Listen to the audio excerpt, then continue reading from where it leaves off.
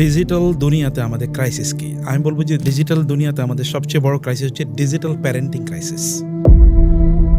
এখানে মোটা দাগে আমি 4টি বিষয় বলি। 1 নম্বর বিষয় হচ্ছে যে আমরা যখন মক্তবের সাবস্টিটিউট হিসেবে যখন আমরা এই স্কুল কলেজ বা এই যে কিন্ডারগার্টেনগুলোকে যখন আমরা গ্রহণ করলাম, তখন কি হলো? 2 নম্বর বিষয় হলো মক্তব ব্যবস্থাপনার কি ছিল, এবং 3 নম্বর হচ্ছে মক্তব আসলে করতো কি, একটা ব্যবস্থাপনা কি ছিল এবং এটা করতো কি, কি ইম্প্যাক্ট সমাজে ছিল, এবং 4 নম্বর হচ্ছে মক্তবের অল্টারনেটিভ কি। যখন বাংলাদেশে কিন্ডারগার্টেন শিক্ষা ব্যবস্থাটা আসলো, জি জি, এবং কিন্ডারগার্টেনের ক্লাসগুলো শুরু হতো সকালবেলা, মানে সকাল 7টা থেকে। কোনো স্টুডেন্টের যদি সকাল 7টায় স্কুলে গিয়ে ক্লাস ধরতে হয়, অবশ্যই তার 1 ঘন্টা আগে থেকে তার একটা প্রস্তুতি আছে। জি জি। তার মানে আমি যদি ধরি সেটা সকাল 6টা, তাহলে সে ফজরের সলাতের পর মক্তবে কখন পড়বে? মক্তবগুলো আসলে সত্যিকার অর্থে বাংলাদেশে এডুকেশনের একেবারে ব্যাকবোন যদি বলি আমরা, একেবারে মৌলিকভাবে মেরুদণ্ড ছিল। কিন্তু তাইলে এখান থেকে আমরা সরে গেলাম কিভাবে? এখানে দুটো ইস্যু আছে। একটা যে ষড়যন্ত্র তত্ত্ব যদি আমরা বলি, একটা ষড়যন্ত্রের বিষয় আছে, এখানে চক্রান্তের বিষয় আছে। মুসলিম দেশগুলোকে আলট্রা সেকুলার বানানো যায়, তাহলে বানাতে হলে কি করতে হবে? তাহলে ওয়েস্ট অথবা অন্যান্যরা তারা তাদের যেই সিস্টেম ডেভেলপ করেছে সিস্টেমটা এখানে ইন্ট্রোডিউস করতে হবে। আমি স্কুলে ভর্তি হওয়ার আগে কোরআন পড়া শেষ ছিল আমার, মানে কোরআন পড়ার আগে স্কুলে ভর্তি হতো, এরকম ঘটনা খুব কম ছিল। আমার ব্যক্তিগত কথাই বলি, আসলে দিন তো একটা অভ্যস্ততার নাম। যেমন আপনি নামাজ না পড়লে এখন আপনার কেমন উস্কুসি লাগবে। আপনি দেখেন এশার নামাজ না পড়লে আপনি ঘুমাতে পারবেন না। এমনকি আমি দেখেছি এশার নামাজ যদি জামাতে না পড়ি, ওই দিন আমার কাছে মনে হচ্ছে এটা একটা পানিশমেন্ট। কারণ একা একা এশার নামাজ পড়ে একটা শাস্তির মতো মনে হতো। গোটা পৃথিবী আলট্রা সেকুলার হয়েছে। অতএব দিনই শিক্ষা বা ধর্মীয় শিক্ষা থেকে তাদেরকে বের করে নিয়ে আসতে হবে। অতএব ছোটবেলা একেবারে মানে সকালে আর্লি ইন দ্য মর্নিং 7টায় তাকে স্কুলে গিয়ে উপস্থিত হতে হবে। এবং স্কুলে তো আর কোনো ধর্মীয় শিক্ষা নাই, কারণ স্কুল এগুলো তো তাকে দুনিয়ার স্কিল তাকে প্রদান করবে। ফলে ওইখানে ধর্মীয় শিক্ষার কোনো স্থানই নাই, বরং ওইটাকে একটা এক্সট্রা সাবজেক্টে এটাকে পরিণত করা হয়েছে।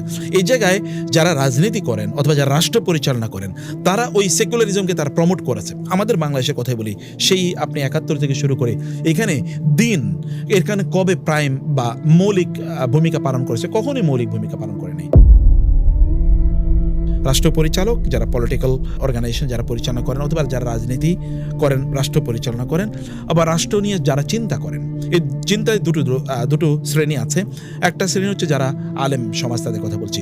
আর হচ্ছে এমনি যারা ইন্টেলেকচুয়াল, মানে জ্ঞানী বুদ্ধিজীবী অথবা রাষ্ট্র নিয়ে চিন্তা করে।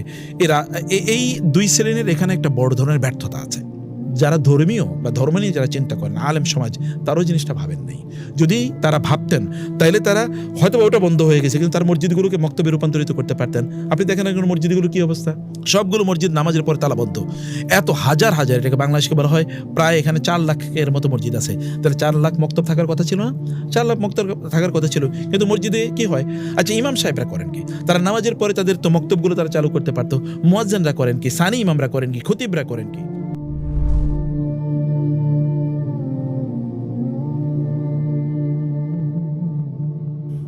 আলহামদুলিল্লাহ, ওয়াসসালাতু ওয়াসসালামু আলা রাসূলিল্লাহ, আম্মা বাদ।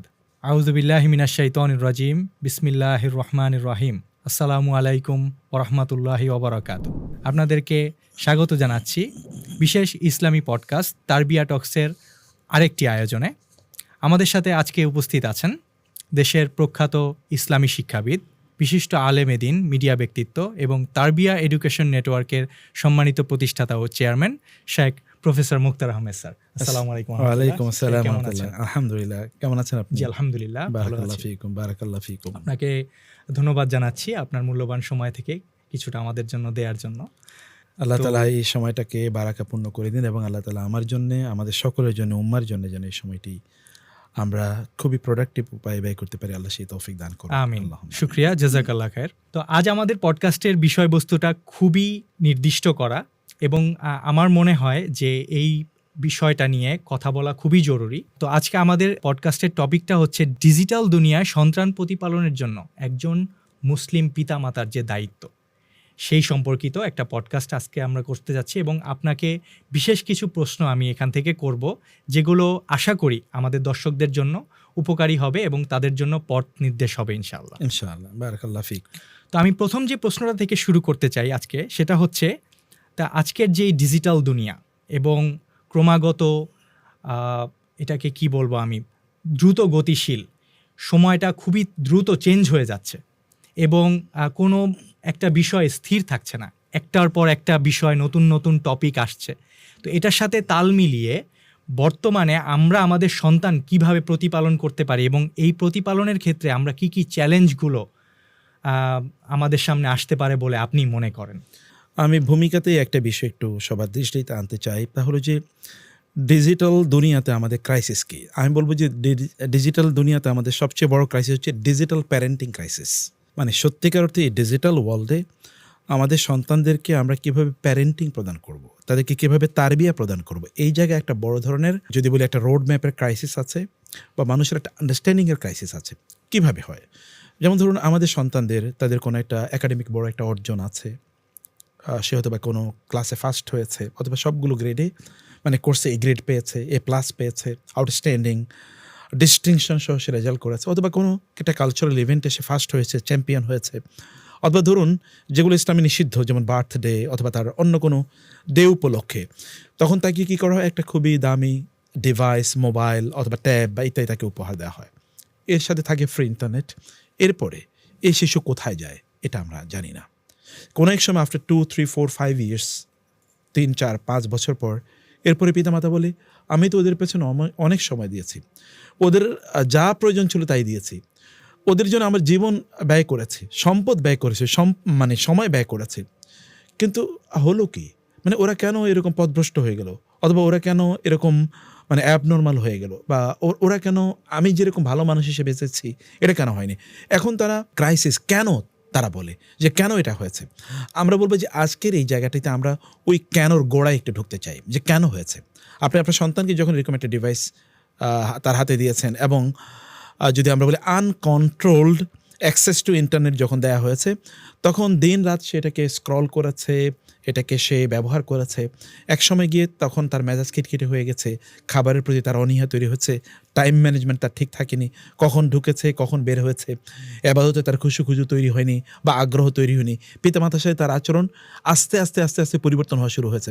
এমন একটা পর্যায়ে গিয়েছে আমরা যেরকম ভালো মানুষ হিসেবে আমাদের সন্তানদেরকে তৈরি করতে চেয়েছিলাম, ভালো মানুষ না হয়ে এক ধরনের ডিফারেন্ট মেন্টালিটি মানসিকতা নিয়ে সে তৈরি হয়েছে। এটার গোড়ায় ক্রাইসিসটা হলো আমাদের ওই যে ডিজিটাল প্যারেন্টিংয়ে কোনো গাইডলাইন আমরা ফলো করিনি, আমাদের সন্তানদেরকেও সেভাবে আমরা পরিচর্যা আসলে করিনি। এই পরিচর্যার একটা বড় প্রবলেম গোটা পৃথিবী এখন ফিল করছে। আমরাও আমাদের যদি মুসলিম পরিবারগুলোর কথা বলি, আমরা কিন্তু একই ক্রাইসিসে আমরা পড়ে আছি। আমাদের সন্তানরাও কিন্তু এরকম বিভিন্ন জায়গায় তারা ডিরেলড হয়ে যাচ্ছে, বা আমরা এখন হাহুতাশ করছি যে সন্তানরা সঠিক পথে নাই। তো সেই জায়গায় আমার মনে হয় ক্রাইসিসটা আপনি ঠিকমতোই ধরেছেন যে আমাদের ডিজিটাল ওয়ার্ল্ডে একটা ডিজিটাল ক্রাইসিস তৈরি হয়েছে। আচ্ছা, এই ক্রাইসিসের একটা ইস্যু কেবল আমি বলি, যেমন ডিজিটাল ওয়ার্ল্ডটা এটা তো আসলে কি একটা, আমরা যদি বলি যে ডিজিটাল ওয়ার্ল্ড তো এটা একটা বাণিজ্য ক্ষেত্র, এটা একটা মার্কেট প্লেস না। তো একজন সন্তানকে বা একজন শিশুকে যেই প্ল্যাটফর্মে বেশিক্ষণ আটকে রাখা যায়, এটাই তো ওই প্ল্যাটফর্মের জন্য ব্যবসা। মানে অতএব এটা কি ডিজিটাল ইকোনমি। আমরা যদি বলি এখন সবচেয়ে বড় ক্রাইসিস হচ্ছে সন্তানদের তাদের অ্যাটেনশন বা কনসেন্ট্রেশন। অতএব ডিজিটাল ওয়ার্ল্ড কী করে, এখানে ডোপামিন রিলিজ করে বিভিন্ন ধরনের আইটেম দিয়ে, তখন ওরা ডিজিটাল বিভিন্ন জিনিসের প্রতি ওরা একেবারে গ্লুড হয়ে থাকে, মানে ওগুলোর প্রতি তারা একেবারে মানে অবসেসড হয়ে থাকে, মানে যেটাকে আমরা এখন বলি যে অ্যাডিকশন, মানে ডিজিটালি তারা অ্যাডিক্টেড হয় ওগুলোতে। তো তাইলে এটা কি হলো, এটা হচ্ছে আসলে অ্যাটেনশন ক্রাইসিস না, এটা অ্যাটেনশন ইকোনমি। মানে বিভিন্ন প্রোগ্রাম যখন চালানো হয়, আগে কি হতো ক্যাসিনোগুলোতে, জুয়ার হাউসগুলোতে সাধারণত, সেখানে এখন আমেরিকা বা ইউরোপে ক্যাসিনো বা জুয়ার হাউসগুলোতে ওইখানে কিন্তু সাইকোলজিস্ট বসিয়ে রাখা হয়।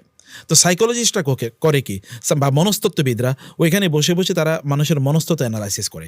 এই লোকটা যখন জুয়ায় ফেল করে তখন, অথবা জুয়ায় যখন সে মানে তার মানি লস করে, তখন তার মধ্যে কি সিমটম ডেভেলপ করে, অতএব ওই সিমটমের এগেনস্টে কি তাকে এন্টারটেনমেন্ট দেওয়া যায়। তখন সেখানে হয়তো ধরো নাচের প্রোগ্রাম দিল, গান দিল, মাদক দ্রব্য দিল, অথবা ধরুন তাকে আরও বিভিন্নভাবে তাকে উত্তেজিত করার জন্য আরও বিভিন্ন ধরনের জিনিস এখানে দেওয়া হয়। তো ফলে ক্যাসিনোগুলোতে আগে দেখতাম আমরা, মানুষ যখন সাইকোলজিক্যালি তারা ডিস্টার্ব হতো, তখন তারা যেত কোথায়, হসপিটালে বা ধরুন রিহ্যাবিলিটেশন সেন্টারগুলোতে, যেখানে পুনর্বাসন কেন্দ্র, মানসিক পুনর্বাসন কেন্দ্র, সেখানে যাওয়া হতো। এখন ওই ক্যাসিনোতে মানসিক পুনর্বাসন কেন্দ্র আছে। কারণ কি, কারণ ও তো ওইখানে মানসিকভাবে অসুস্থ হয়ে পড়ে, ওরে আবার ওইখানে ট্রিটমেন্ট দেওয়া হয়, ট্রিটমেন্ট দিয়ে আবার তুমি জুয়ায় বসো। এই আমরা যদি এখনকার ইন্টারনেট ওয়ার্ল্ড বা ডিজিটাল ওয়ার্ল্ডের কথা বলি, এখানে কিন্তু প্রচুর পরিমাণ সাইকোলজিস্টরা এখানে কাজ করে। তারাও এখানে দেখে যে কীভাবে ওকে আরও এঙ্গেজ রাখা যায় সেখানে প্রচুর পরিমাণ নোটিফিকেশন আসবে, অটো প্লের কথা যেমন ধরি আমরা বলি যে একটার পর একটা যদি কেউ রিল দেখা শুরু করে তাহলে কি এটা স্টপ হবে? না, স্টপ হচ্ছে না। কিন্তু আমরা কিন্তু কোনো এক সময় একটা জায়গায় গিয়ে আমরা পজ করতাম, থেমে যেতাম, কিন্তু এখন তো কোনো পজ নাই, একটার পর একটা কিন্তু অটো আসছে, এটার পর এটা নোটিফিকেশন আসে, এটা দেখো, শর্টস দেখো, রিলস দেখো, ইউটিউব দেখো, সাজেস্টেড ভিডিও আসে, রিকমেন্ডেড আসে। এমনকি সে যেটা একবার দেখেছে ওই রকম জিনিস আগে তাকে কি করা হয়, আরও তাকে সাজেস্ট আর বারবার দেখানো হয়, ওগুলোই তার কাছে আনা হয়। ফলে এটাও কিন্তু এক ধরনের ফুড, খাবার, এটা সে খায়, এটা খেতে থাকে, তখন সে অ্যাডিক্টেড হতে থাকে। অতএব এই অ্যালগরিদমটাকে আসলে এই সোশ্যাল মিডিয়ার অ্যালগরিদমটা তো এটাই যে ওকে এখানে যত বেশি অ্যাটেনশন বা কনসেন্ট্রেশন দিয়ে রাখা যায়, যত বেশি এখানে তাকে আটকে রাখা যায়, কারণ যত বেশি তাকে ইউটিউবে আটকে রাখা যাবে বা ফেসবুকে বা ইনস্টাগ্রামে অথবা অন্য যত টেলিগ্রামে বা অন্য যত মিডিয়ার কথাই বলি, যত বেশি আটকে রাখা যাবে তত ওদের কি ব্যবসা। অতএব এটা আমরা অ্যাটেনশন ইকোনমি বলি, মানে অ্যাটেনশনের মাধ্যমে ওরা আসলে ব্যবসা করছে।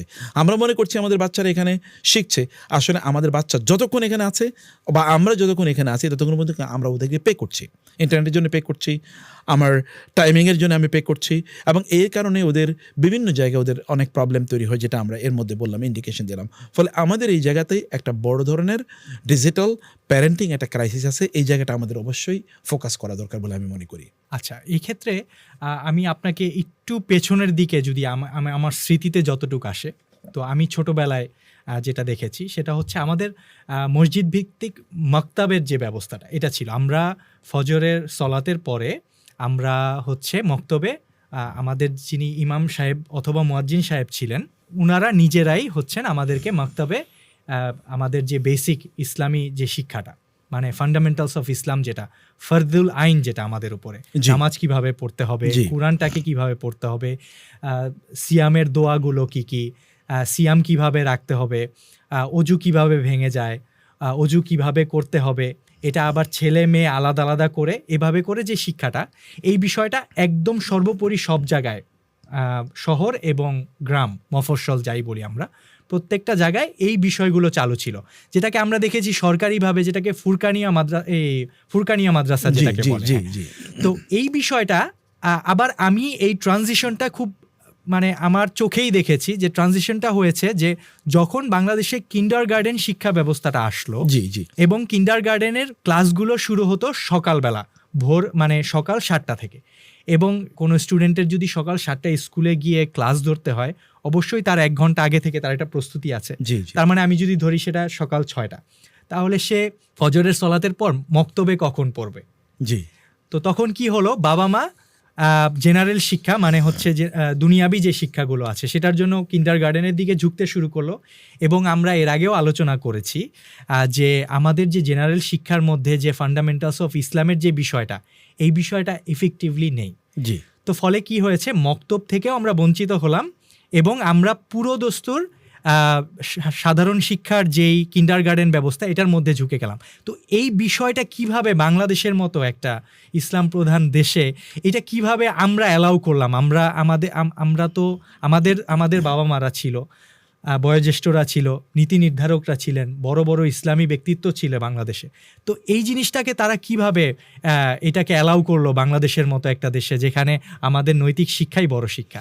এটাকে আপনি কিভাবে অত্যন্ত গুরুত্বপূর্ণ একটি বিষয় আপনি তুলে নিয়ে এসেছেন। আমি বরং আপনাকে জাযাকাল্লাহ খায়ের বলবো, আল্লাহ আপনাকে উত্তম প্রতিদান দান করুন। এখানে মোটা দাগে আমি 4টি বিষয় বলি। 1 নম্বর বিষয় হচ্ছে যে আমরা যখন মানে মক্তবের সাবস্টিটিউট হিসেবে যখন আমরা মানে এই স্কুল কলেজ বা এই যে কিন্ডারগার্টেনগুলোকে যখন আমরা গ্রহণ করলাম, তখন কি হলো, এটা একটা ইস্যু আমরা আছে এখানে। 2 নম্বর বিষয় হচ্ছে মক্তব ব্যবস্থাপনাটি কী ছিল, এবং 3 নম্বর হচ্ছে মক্তব আসলে করতো কি, একটা ব্যবস্থাপনা কী ছিল এবং এটা করতো কি ইম্প্যাক্ট সমাজে ছিল, এবং 4 নম্বর হচ্ছে তাহলে মক্তবের অল্টারনেটিভ কী। আমি 1 নম্বর কথা যেটা বলতে চাই যে মক্তবগুলো আসলে সত্যিকার অর্থে বাংলাদেশে এডুকেশনের একেবারে ব্যাকবোন যদি বলি আমরা, একেবারে মৌলিকভাবে এটা আমাদের মানে মেরুদণ্ড ছিল। কিন্তু তাইলে এখান থেকে আমরা সরে গেলাম কীভাবে? এখানে 2টো ইস্যু আছে। একটা যে ষড়যন্ত্র তত্ত্ব যদি আমরা বলি, একটা ষড়যন্ত্রের বিষয় আছে, এখানে চক্রান্তের বিষয় আছে। মুসলিম দেশগুলোকে যদি আলট্রা সেকুলার বানানো যায়, তাহলে বানাতে হলে কী করতে হবে? তাহলে ওয়েস্ট অথবা অন্যান্যরা তারা তাদের যেই সিস্টেম ডেভেলপ করেছে সেই সিস্টেমটা এখানে ইন্ট্রোডিউস করতে হবে। এখানে একটা ইস্যু ছিল। 2 নম্বর হচ্ছে আপনি যাদের কথা বলেছেন, আমি যে একেবারে যারা রাষ্ট্র পরিচালনা করেছে তাদের কথা বলি, অথবা যারা রাষ্ট্র নিয়ে চিন্তা করেন তাদের কথা বলি। রাষ্ট্রচিন্তক, রাষ্ট্র পরিচালক, যারা পলিটিক্যাল অর্গানাইজেশন যারা পরিচালনা করেন, অথবা যারা রাজনীতি করেন, রাষ্ট্র পরিচালনা করেন, আবার রাষ্ট্র নিয়ে যারা চিন্তা করেন। এই চিন্তায় দুটো শ্রেণী আছে। একটা শ্রেণী হচ্ছে যারা আলেম সমাজ, তাদের কথা বলছি। আর হচ্ছে এমনি যারা ইন্টেলেকচুয়াল, মানে জ্ঞানী, বুদ্ধিজীবী অথবা রাষ্ট্র নিয়ে চিন্তা করে, এরা এই 2 শ্রেণীর এখানে একটা বড় ধরনের ব্যর্থতা আছে। তো প্রথমত আমি একটু যদি বলি যে মানে আমরা যদি মক্তবের কথা বলি, মক্তব করতে কি, মক্তব একটা আসলে টাইট একটা রুটিন প্রদান করতে। যেমন ধরুন আমরা কি করেছি, আমরা ফজরের নামাজের পরে ঘুম থেকে উঠেছি, আমার জীবনে কোনো রেকর্ড নাই, মানে ছোটোবেলার কথা বলছি। ফজরের পরে সূর্য ওঠার পরে ঘুম থেকে উঠেছি, কখনো এটা ঘটে নেই। সূর্য ওঠার পরে ঘুম থেকে উঠে কীভাবে, এটা আমি গ্রামে কোনোদিন বুঝিও নাই, যেটা আবার কীভাবে সম্ভব। কারণ সূর্য ওঠার 1 ঘন্টা আগে সবাই ঘুম থেকে উঠে যায়, উঠে তারা নামাজ আদায় করে। এরপরে প্রত্যেকে সূর্য ওঠার আগেই তারা ওই ছোটোবেলা আমরা দেখতাম যে এক ধরনের পার্টির মতো, এই পার্টি নিয়ে তারা দৌড়াদৌড়ি করতাম আমরা, কে মক্তবে গিয়ে আগে জায়গাটা নিতে পারে, একেবারে ওস্তাদের কাছাকাছি বসতে পারে, অথবা একেবারে প্রথম লাইনে বসতে পারে। কারণ পেছনের লাইনে বসলে সে একটু ব্যাক বেঞ্চার হিসেবে পরিচিত হবে, তবে প্রথম লাইনে কে বসতে পারে, এরকম হতো। এবং আমরা সেখানে গিয়ে কোরাস ভাবে আমরা ধরুন কালেমাগুলো পড়তাম, এবং তৎকালীন ধরে নিয়ত পড়ানো হতো, এগুলো আমরা পড়তাম। দোয়াগুলো কোরাসলি সবাই একসাথে 1 ঘন্টার মতো প্রায় পড়তাম, অথবা 40 মিনিটের মতো। এরপর বেসিক সূরাগুলো, সূরা ফাতিহা থেকে শুরু করে ধরুন সূরা ওয়াদ-দুহা পর্যন্ত, এরকম একেবারে সবাই কোরাস করে পড়তো। মানে প্রত্যেকে, এভরি ইন্ডিভিজুয়াল, যেই শিশুটা সুন্দর করে কথা বলতে পারে না, ও কিন্তু এগুলো শিখে যেত। তো ফলে একটা রুটিন, এই টাইট রুটিন কোনোদিন ব্রেক হতো না।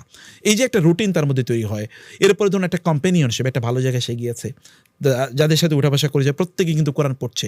যেমন আমার ব্যক্তিগত কথা বলি, আমি স্কুলে ভর্তি হওয়ার আগে কোরআন পড়া শেষ ছিল আমার। মানে কোরআন পড়ার আগে স্কুলে ভর্তি হতো, এরকম ঘটনা খুব কম ছিল। আমার ব্যক্তিগত কথাই বলি, আমার বোনদের জন্য এরকমই ছিল। ওদের কোরআন পড়া শেষ, শুদ্ধ করে, আবার কোরআন অনেকটুকু মুখস্থ করেও শেষ, তারপরে গিয়ে স্কুলে ভর্তি হয়েছি আমি। তো এরকম একটা প্যাটার্ন ছিল। তাহলে এখানে একটা গুড কম্পেনিয়নশিপ আসে। একটা আইডেন্টিটির কথা বলি যে আমার যে মুসলিম আইডেন্টিটি তৈরি হয় কোত্থেকে, ওই যে মক্তব থেকে তৈরি হচ্ছে। কারণ আমি দিন শেষে আমি আল্লাহ সুবহানাহু ওয়া তাআলার বান্দা, এবং আমার প্রত্যেকটা কাজ, যেমন তাসবিহ তাহলিলগুলো আছে, শুধু তাই না, অনেকগুলো দোয়া আছে। তুমি খাওয়ার সময় কে দোয়া পড়বা, তুমি ঘুমের সময় কে দোয়া পড়বা, ঘুম থেকে ওঠার সময় কে দোয়া করবা, টয়লেটে যাওয়ার সময় কে দোয়া পড়বা, টয়লেট থেকে বের হওয়ার সময় কে দোয়া পড়বা, এরকম প্রচুর পরিমাণ দোয়া কিন্তু চেইন আকারে, একেবারে ওই যে যেটা বলেছি কোরাস আকারে সবাই একসাথে আমরা মুখস্থ করে ফেলতাম। তাইলে এখানে একটা আইডেন্টিটি তৈরি হতো ছোটোবেলা থেকেই, দিনের প্রতি ভালোবাসা তৈরি হতো, এবং একটা অভ্যস্ততা তৈরি হতো। আসলে দিন তো একটা অভ্যস্ততার নাম। যেমন আপনি নামাজ না পড়লে এখন আপনার কেমন উসখুস লাগবে। আপনি দেখেন এশার নামাজ না পড়লে আপনি ঘুমাতে পারবেন না। এমনকি আমি দেখেছি এশার নামাজ যদি জামাতে না পড়ি, ওই দিন আমার কাছে মনে হচ্ছে এটা একটা পানিশমেন্ট। কারণ একা একা এশার নামাজ পড়ে এটা শাস্তির মতো মনে হতো, এখনও মনে হয়, মানে সেটা বলছি আর কি। কিন্তু এই যে ধরুন একটা হ্যাবিচুয়েশন, মানে এই আবাদতগুলোর প্রতি একটা অভ্যস্ততা তৈরি হওয়া, এই অভ্যস্ততা কিন্তু ছোটোবেলায় এই মক্তব্যেই তৈরি হতো। এই জিনিসগুলো পরবর্তীতে আমরা নিয়ে হতাম, মানে বড় হতাম, অথবা আমাদের শিশুরা বড় হতো, ফলে তারা দিন থেকে বিচ্যুত হতো না। আগে তারা হয়তো বা দিনে জ্ঞান অনেক বেশি ছিল না, কিন্তু এতটুকুর কারণে প্রত্যেকের মধ্যে কি দিনের একটা ভালোবাসা বা ইত্যাদি তৈরি হতো। কিন্তু এখন যেটা হয়েছে, এখন যদি আমরা সেই তথ্যের কাছে আসি, যেটা ষড়যন্ত্রের তথ্যের কথা বলছি, গোটা পৃথিবী আলট্রা সেকুলার হয়েছে। অতএব দিনই শিক্ষা বা ধর্মীয় শিক্ষা থেকে তাদেরকে বের করে নিয়ে আসতে হবে। অতএব ছোটোবেলা একেবারে মানে সকালে আর্লি ইন দ্য মর্নিং 7টায় তাকে স্কুলে গিয়ে উপস্থিত হতে হবে। এখন স্কুলে তো আর কোনো ধর্মীয় শিক্ষা নাই, কারণ স্কুল এগুলো তো তাকে দুনিয়ার স্কিল তাকে প্রদান করবে, দুনিয়ায় কত উন্নতি মানে অর্জন করবে, বা দুনিয়াতে বড় চাকরি, ব্যবসা ইত্যাদি করবে, স্কিল ডেভেলপ করবে, এক্সপিরিয়েন্স অর্জন করবে, এগুলো নিয়ে তাকে অনেক বেশি পড়ানো হয়। ফলে ওইখানে ধর্মীয় শিক্ষার কোনো স্থানই নেই, বরং ওইটাকে একটা এক্সট্রা সাবজেক্টে এটাকে পরিণত করা হয়েছে। তো ফলে সকালবেলা যখন সে মক্তবে যাওয়ার কথা ছিল, তখন সে যায় স্কুলে। স্কুল থেকে আসার পরে সে কী করে, তারপরে সে একটু রেস্ট নিতে হয়, কারণ ওইখানে রিগোরাস প্রচুর পরিমাণ পড়াশোনা তার আছে, একটু তাকে রেস্ট নিতে হয়। কারণ দুপুরের পরে তার আবার কোচিং শুরু হবে, অথবা প্রাইভেট টিউটর আসবে, এটা আবার বিকাল পর্যন্ত চলে। বিকালে একটু হয়তো বা খেলাধুলা করে, এরপর আবার মাগরিবের পর থেকে আগামীকালের হোমওয়ার্ক তাকে করা লাগে। ফলে দিনই শিক্ষার সময় কই তার। আস্তে আস্তে গ্র্যাজুয়ালি দিনই শিক্ষা থেকে তাকে বের করে নিয়ে আসা হলো এই কথিত কিন্ডারগার্টেন অথবা এই জাতীয় প্রতিষ্ঠানগুলোর এই সকালবেলা তাদের ক্লাস শুরু করার ব্যাপারে মাধ্যমে আমরা কি করেছি, যেমন ধরুন আপনি বা আমরা, আমার ব্যক্তিগত কথা বলি, আমি ছোটোবেলায় মক্তবে পড়েছি এতটুকু পর্যন্ত। যখন 9টা বাজতো তখন হয়তো আমরা স্কুলের দিকে রওনা দিতাম। কখনো কখনো 9টা থেকে ক্লাস শুরু হতো অথবা 10টায় ক্লাস শুরু হতো, এটা বিকাল 3টা বা 4টা পর্যন্ত ক্লাস হতো। 4টায় আবার বাসায় চলে আসতাম, এসে তারপরে কি হতো আপনার মাঠে যেতাম খেলতে, এরপরে বিকাল সন্ধ্যায় বাসায় আসতাম, সন্ধ্যা থেকে আবার হয়তো 1টা পর্যন্ত পড়া হতো, এরপরে ঘুমিয়ে পড়তাম। আবার ওই যে আবার ফজরের পর আগে থেকে কিন্তু আবার মানে কাজ শুরু হতো, একটা টাইট রুটিনের মধ্যে সবাই ছিল। এখন সকালে যখন সে স্কুলে চলে যায় তখন তার মক্তবের বা এই দিনী শিক্ষা তার একেবারে হচ্ছে না, আবার অন্য সময় দিনী শিক্ষা হচ্ছে না। এই জায়গায় যারা রাজনীতি করেন অথবা যারা রাষ্ট্র পরিচালনা করেন তারা ওই সেকুলারিজমকে তারা প্রমোট করেছে। আমাদের বাংলাদেশের কথাই বলি, সেই আপনি 71 থেকে শুরু করে এখানে দিন এখানে কবে প্রাইম বা মৌলিক ভূমিকা পালন করেছে, কখনোই মৌলিক ভূমিকা পালন করে নেই, বা দিনই ইস্যু কখনো এখানে মৌলিকভাবে ছিল না। শিক্ষা ব্যবস্থা তো নাই, বরং গ্র্যাজুয়ালি শিক্ষা ব্যবস্থা থেকে কীভাবে দিনকে বের করে দেওয়া হবে। বরং 71-এর আগে ধরেন এখানে ইসলাম ধর্ম বা অ্যারাবিক এটা মাস্ট ছিল, 71-এর পরেও কিছুদিন ছিল, তারপরে গ্র্যাজুয়ালি কোন এক সময় তো এগুলো ঐচ্ছিকই করে দেওয়া হয়েছে, বরং সেখানে আরও অন্যান্য জিনিসকে এটাকে ঐচ্ছিক করা হয়েছে অন্যগুলোর সাথে। যে ঠিক আছে তুমি হয় ধর্ম শিখো, অথবা তুমি কৃষি শিখো, অথবা তুমি ক্রিকেট শেখো, অথবা তুমি গান বাদ্য শিখো, তুমি ড্যান্স শেখো, এগুলোর পাশাপাশি এটাকে করা হয়েছে। ধর্মীয় শিক্ষকদেরকে আস্তে আস্তে উইথড্র করা হলো, ধর্মীয় শিক্ষকদেরকে নিয়োগ দেওয়া বন্ধ হয়ে গেল। বলে যে ধর্ম এটা প্রাইভেট ইস্যু, এটা পার্সোনালি শিখুক। এখন পার্সোনালি কে শিখবে? পার্সোনালি একদিকে শেখার সময় নাই, অন্যদিকে প্যারেন্টসরা তারাও চিন্তা করলো আমি তো ওইখানে পয়সা ব্যয় করছি, আমি এখানে আবার পয়সা ব্যয় করবো কেন?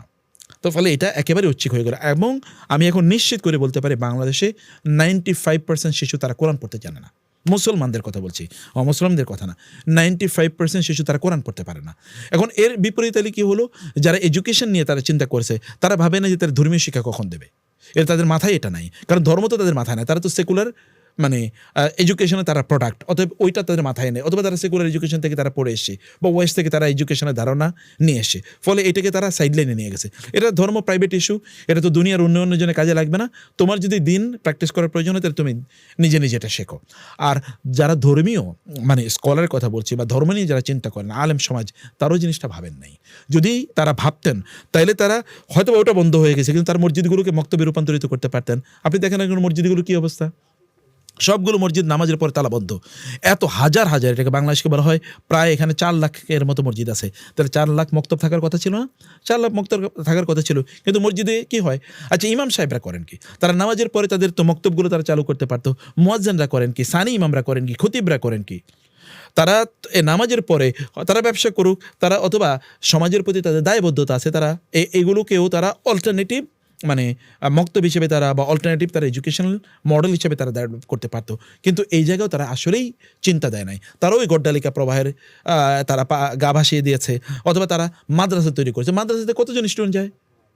মাদ্রাসায় কতজন স্টুডেন্ট যায়? মাদ্রাসায় স্টুডেন্ট যায় নাহলে 5%, তো বাকি 95% কোথেকে তারা দিন শিখবে? ফলে তারা অল্টারনেটিভ এডুকেশন তারা ডেভেলপ করে নাই, তারা ওই মাদ্রাসা কথিত মাদ্রাসায় তারা ডেভেলপ করেছে। তো মাদ্রাসায় তো লোকেরা সবাই আসবে না, অথবা মাদ্রাসায় বিরোধী প্রপাগান্ডাও ছিল, অথবা মাদ্রাসায় ধরেন দুনিয়াকে নিয়ন্ত্রণ করার এডুকেশন মাদ্রাসায় তো আসলে দেওয়া হয় নাই। তো ফলে মানুষ চিন্তা করেছে মাদ্রাসায় ঠিক আছে 1-2জনকে পড়াবো, অথবা মাদ্রাসাগুলোতে ডোনেট করবো, কিছু আলেম হলে তো মসজিদের ইমাম হলে বা মুয়াজ্জিন হলেই তো চলে আমাদের, এইভাবে অথবা আমাদের জানাজা পড়াইতে পারবে, আমাদের যখন বিয়ে হবে তখন মানে বিয়ে পড়াতে পারবে, ইত্যকার যখন জন্ম হবে তখন তারা একটু আজান দিতে পারবে, নাম দিতে পারবে, ইত্যাদি হলেই তো যথেষ্ট। এতটুকু জায়গায় দিনী শিক্ষাটাকে তারা নিয়ে গিয়েছে। এবার প্যারেন্টসদের কাছে আসি। প্যারেন্টসরা কী পরিমাণ বেশি চিন্তা করে দেখুন, দুনিয়ার উন্নয়ন লাগবে, দুনিয়ার উন্নয়ন লাগবে। বাবাও চাকরি করে, মাও চাকরি করে, ঠিক আছে, অথবা বাবা চাকরি করে, মা তখন ওই যে সিনেমা দেখা, পার্শ্ববর্তী দেশের বিভিন্ন ধরনের ওই যে আছে সিরিয়াল আছে, এগুলো দেখবে। এখন তো মানে শয়তান আগে রাস্তার সামনে দাঁড়িয়ে থাকতো, আসো তোমাকে ডাকে। এখন তো শয়তান রাস্তায় দাঁড়িয়ে থাকে না, অন্তর পকেটের ভিতরে শয়তান, ডিভাইসের ভিতরে শয়তান। অতএব শয়তান তো প্রতি মুহূর্তে তাকে ওয়াসওয়াসা দিচ্ছে, রাস্তায় দাঁড়িয়ে তাকে ওয়াসওয়াসা দেওয়ার প্রয়োজন হয় না। তো ফলে এখন পিতামাতা কিন্তু হয় তারা মানে দুনিয়ার কাজ নিয়ে ব্যস্ত, অথবা তারা কি তাদের সময় নেই, কারণ তারা অন্য জায়গায় তারা ব্যস্ত। একজন পিতা সারাদিন হয়তো বা কাজ করে বাসায় যখন আসেন তখন তিনি আবার ওই ডিভাইস নিয়ে তিনি ব্যস্ত থাকেন। তিনি হয়তো বা টক শো দেখবেন, টেলিভিশন দেখবেন, অথবা তিনি বিভিন্ন দেশের খবর শুনবেন, এগুলো নিয়ে তিনি ব্যস্ত। তিনি পত্রপত্রিকা পড়বেন, তিনি ফেসবুকে পোস্ট দেবেন, অন্যকের পোস্টে তিনি কমেন্ট করবেন, শেয়ার করবেন, লাইক করবেন, এগুলো নিয়ে তিনি ব্যস্ত। আর মাও অন্য জায়গায় ব্যস্ত। এই ব্যস্ততার বাইরেও তাদের নিজেদের যখন একাডেমিক্যালি বা দিনী চেতনা যদি তাদের মধ্যে তৈরি না হয়, আচ্ছা এই এখনকার যে জেনারেশনের কথা বলছি, যারা এখন পিতামাতা, আমাদের জেনারেশনের কথা বাদ দিলাম, আমার বয়স 50, এই কারণে আমি যে আমার জেনারেশন বাদ দিয়েছি। ধরুন আপনাদের জেনারেশনের কথা বলি, এই জেনারেশন তারা নিজেরাই তো মক্তবে পড়ে নাই, অথবা তাদের নিজেদের মধ্যে একাডেমিক্যালি দিনই শিক্ষা নাই, তাদের সন্তানদেরকে কীভাবে শেখাবে? তারা তো ওই অনুভূতি তাদের মধ্যে ডেভেলপ করে নেই, তো ফলে তাদের সন্তানরাও শেখে না। তারা যদি শেখে না, তাদের সন্তানরাও শেখে না। তাদের সন্তানরা না শেখার কারণে এর পরবর্তী যে প্রজন্ম শিখবে না, আস্তে আস্তে এরা দিন থেকে একেবারেই দূরে সরে যাচ্ছে। আবার এই জাতীয় আলোচনাও কিন্তু সমাজে প্রচণ্ড পরিমাণ কম।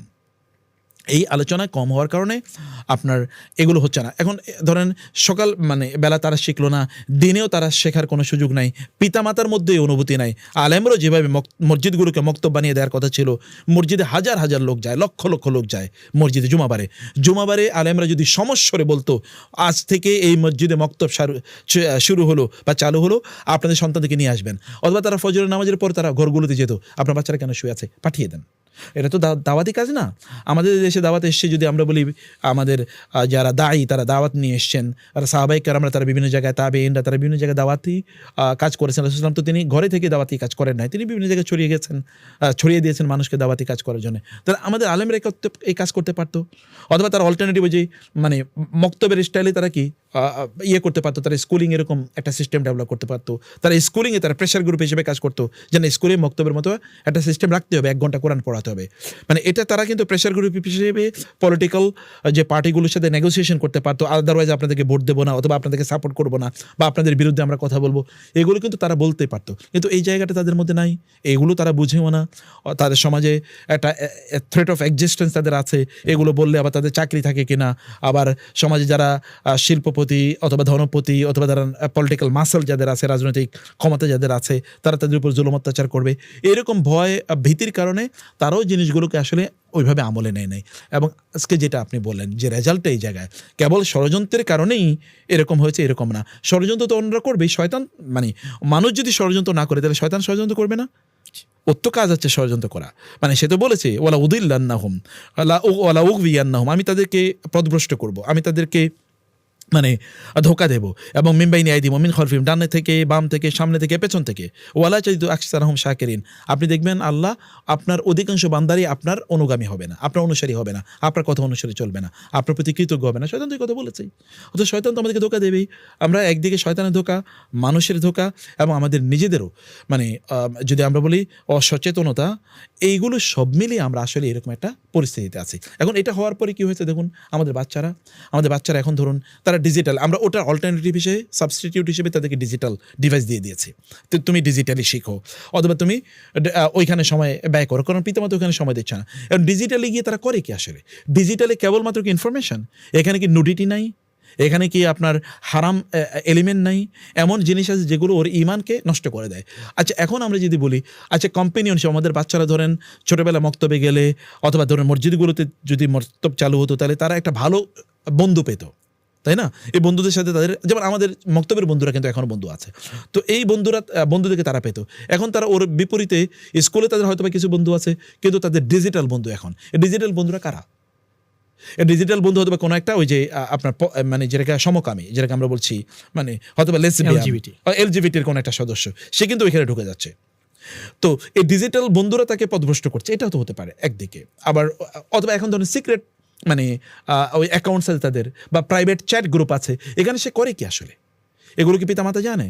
কিচ্ছু জান না। ফলে এরা আসলে এদের ধরেন খুব ব্যাড কম্পেনিয়ন তৈরি হচ্ছে, এদের রুটিন কোনোটাই হচ্ছে না, এদের টাইম ম্যানেজমেন্ট ঠিক হচ্ছে না, এরা দেরিতে ঘুম থেকে উঠে দেরিতে ঘুমাতে তারা যায়, এবং দরজা বন্ধ করে তারা কী করে, পিতামাতা কোনো খবরও তারা রাখে না এবং জানে না, এবং কোনো এক সময় গিয়ে এই ডিজিটাল ওয়ার্ল্ডেই ওদেরকে আসলে পথভ্রষ্ট করে দেয়, ওদেরকে একেবারে শেষ করে দেয়। আমরা মক্তব যদি চালু না করতে পারি, অথবা মক্তবের ব্যবস্থা যদি ফিরিয়ে নিয়ে আসতে না পারি, তাহলে জাতিকে আমরা আসলে কোনোদিন বাঁচাতে পারবো না। দর্শক মণ্ডলী, আমি আপনাদের দৃষ্টি আকর্ষণ করছি, আপনারা একটু গভীরভাবে ভাবনা চিন্তা করুন এই বিষয়গুলো নিয়ে, যে আজকে আমরা যে টপিকটা নিয়ে কথা বলছি এখানে কয়েকটা বিষয় উঠে আসছে। প্রথম বিষয়টা হচ্ছে, বর্তমানে যারা প্যারেন্টস বাবা মা, তারা আসলে ইসলামী শিক্ষার গুরুত্বটা না বোঝার কারণে তাদের সন্তানরা সঠিক ইসলামী শিক্ষা কিভাবে পাবে সেটার পন্থাটা বাবা মা ঠিক করতে পারছে না। এটা হচ্ছে প্রথম অ্যালার্মিং বিষয়। সেকেন্ড অ্যালার্মিং বিষয়টা হচ্ছে, আমরা যখন আমাদের বাচ্চাদেরকে ডিভাইস দিয়ে দিয়েছি, তাদের কম্পেনিয়ন কারা হচ্ছে, এই কম্পেনিয়নদের সম্বন্ধে আমাদের ন্যূনতম কোনো আইডিয়া নেই। তারা আসলে সেই কম্পেনিয়নদের কাছ থেকে কি ধরনের শিক্ষা পাচ্ছে, তারা এই কম্পেনিয়নরা আমাদের বাচ্চাদেরকে কোন পথে পরিচালিত করছে এই সম্পর্কে আমাদের বাবা মার ন্যূনতম ধারণা নেই। এবং তৃতীয় অ্যালার্মিং বিষয় হচ্ছে আমাদের যারা ইসলামী চিন্তক মানে ইসলামী চিন্তাবিদ, যাদের দ্বারা ইসলাম প্রচার প্রসার হওয়ার কথা, তারা সমাজকে দুই ভাগে বিভক্ত করে রেখেছে। মানে হচ্ছে যারা জেনারেল শিক্ষা করবে তারা শুধু জেনারেল শিক্ষাই করবে, তাদের দিন শিক্ষার ব্যাপারটা এত মানে হার্ডলি বা এটাকে খুব গুরুত্বর সাথে দেখা তাদের মধ্যে নেই। আবার একই সাথে যারা তাদের স্টুডেন্ট মানে তাদের পক্ষে যারা আছে তারাও এই বিষয়টাকে হালকাভাবে নিচ্ছে। তো এই বিষয়গুলোকে যদি আমরা আসলে এখনই আমাদের পক্ষ থেকে এই বিষয়গুলোকে গুরুত্বপূর্ণভাবে না নেই এবং এই বিষয়ে এই সমস্যাগুলো সমাধান করার জন্য যদি পদক্ষেপ না নেই, তাহলে আমরা এবং একই সাথে আমাদের পরবর্তী জেনারেশনগুলো ধ্বংস হয়ে যাবে। আমি আশা করি যে এই কথাগুলো আপনার এই বিষয়গুলো খুব গভীরভাবে আমাদের গার্ডিয়ানরা নেবেন এবং তারা এই বিষয়গুলো নিয়ে নিজেদের মধ্যে আলোচনা করবেন এবং এই বিষয়গুলো থেকে কিভাবে সামনে আমরা কিভাবে এই সমস্যা সমাধান করতে পারি এই বিষয়গুলো নিয়ে তারা চিন্তা করবেন। এখানে থেকে শুরু হবে ইনশাআল্লাহ।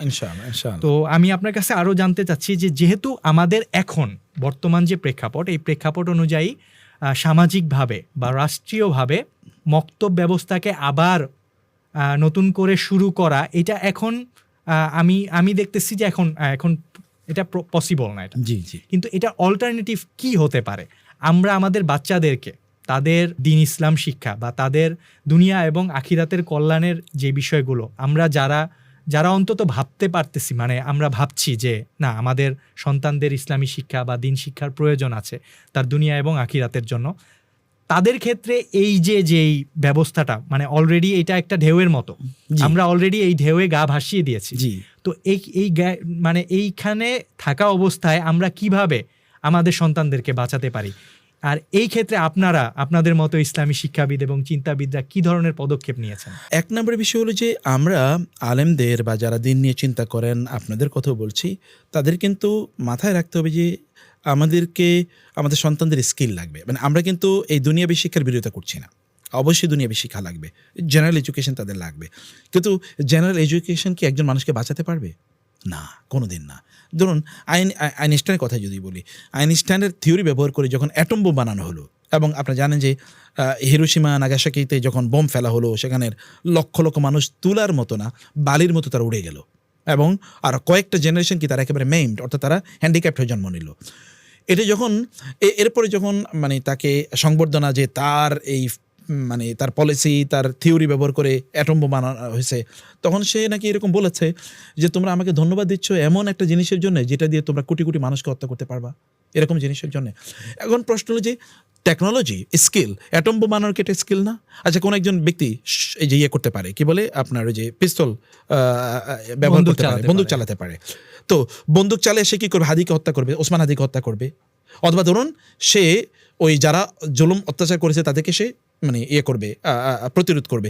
তো এটা স্কিলটা তো কাজে লাগানোর পথ তাকে দেখাতে হবে। এই কাজে লাগানোর পথ জেনারেল এডুকেশন তাকে স্কিল দেয়, কিন্তু আমরা যে তারবিয়ার কথা বলছি বা দিনী এডুকেশন কথা বলছি, অথবা ধরুন এই যে মক্তবের সিস্টেমের কথা বলছি, এটা তাকে কি দেয়? পথ দেখায়, তাকে গাইড করে তুমি এটা কোথায় ব্যবহার করবা।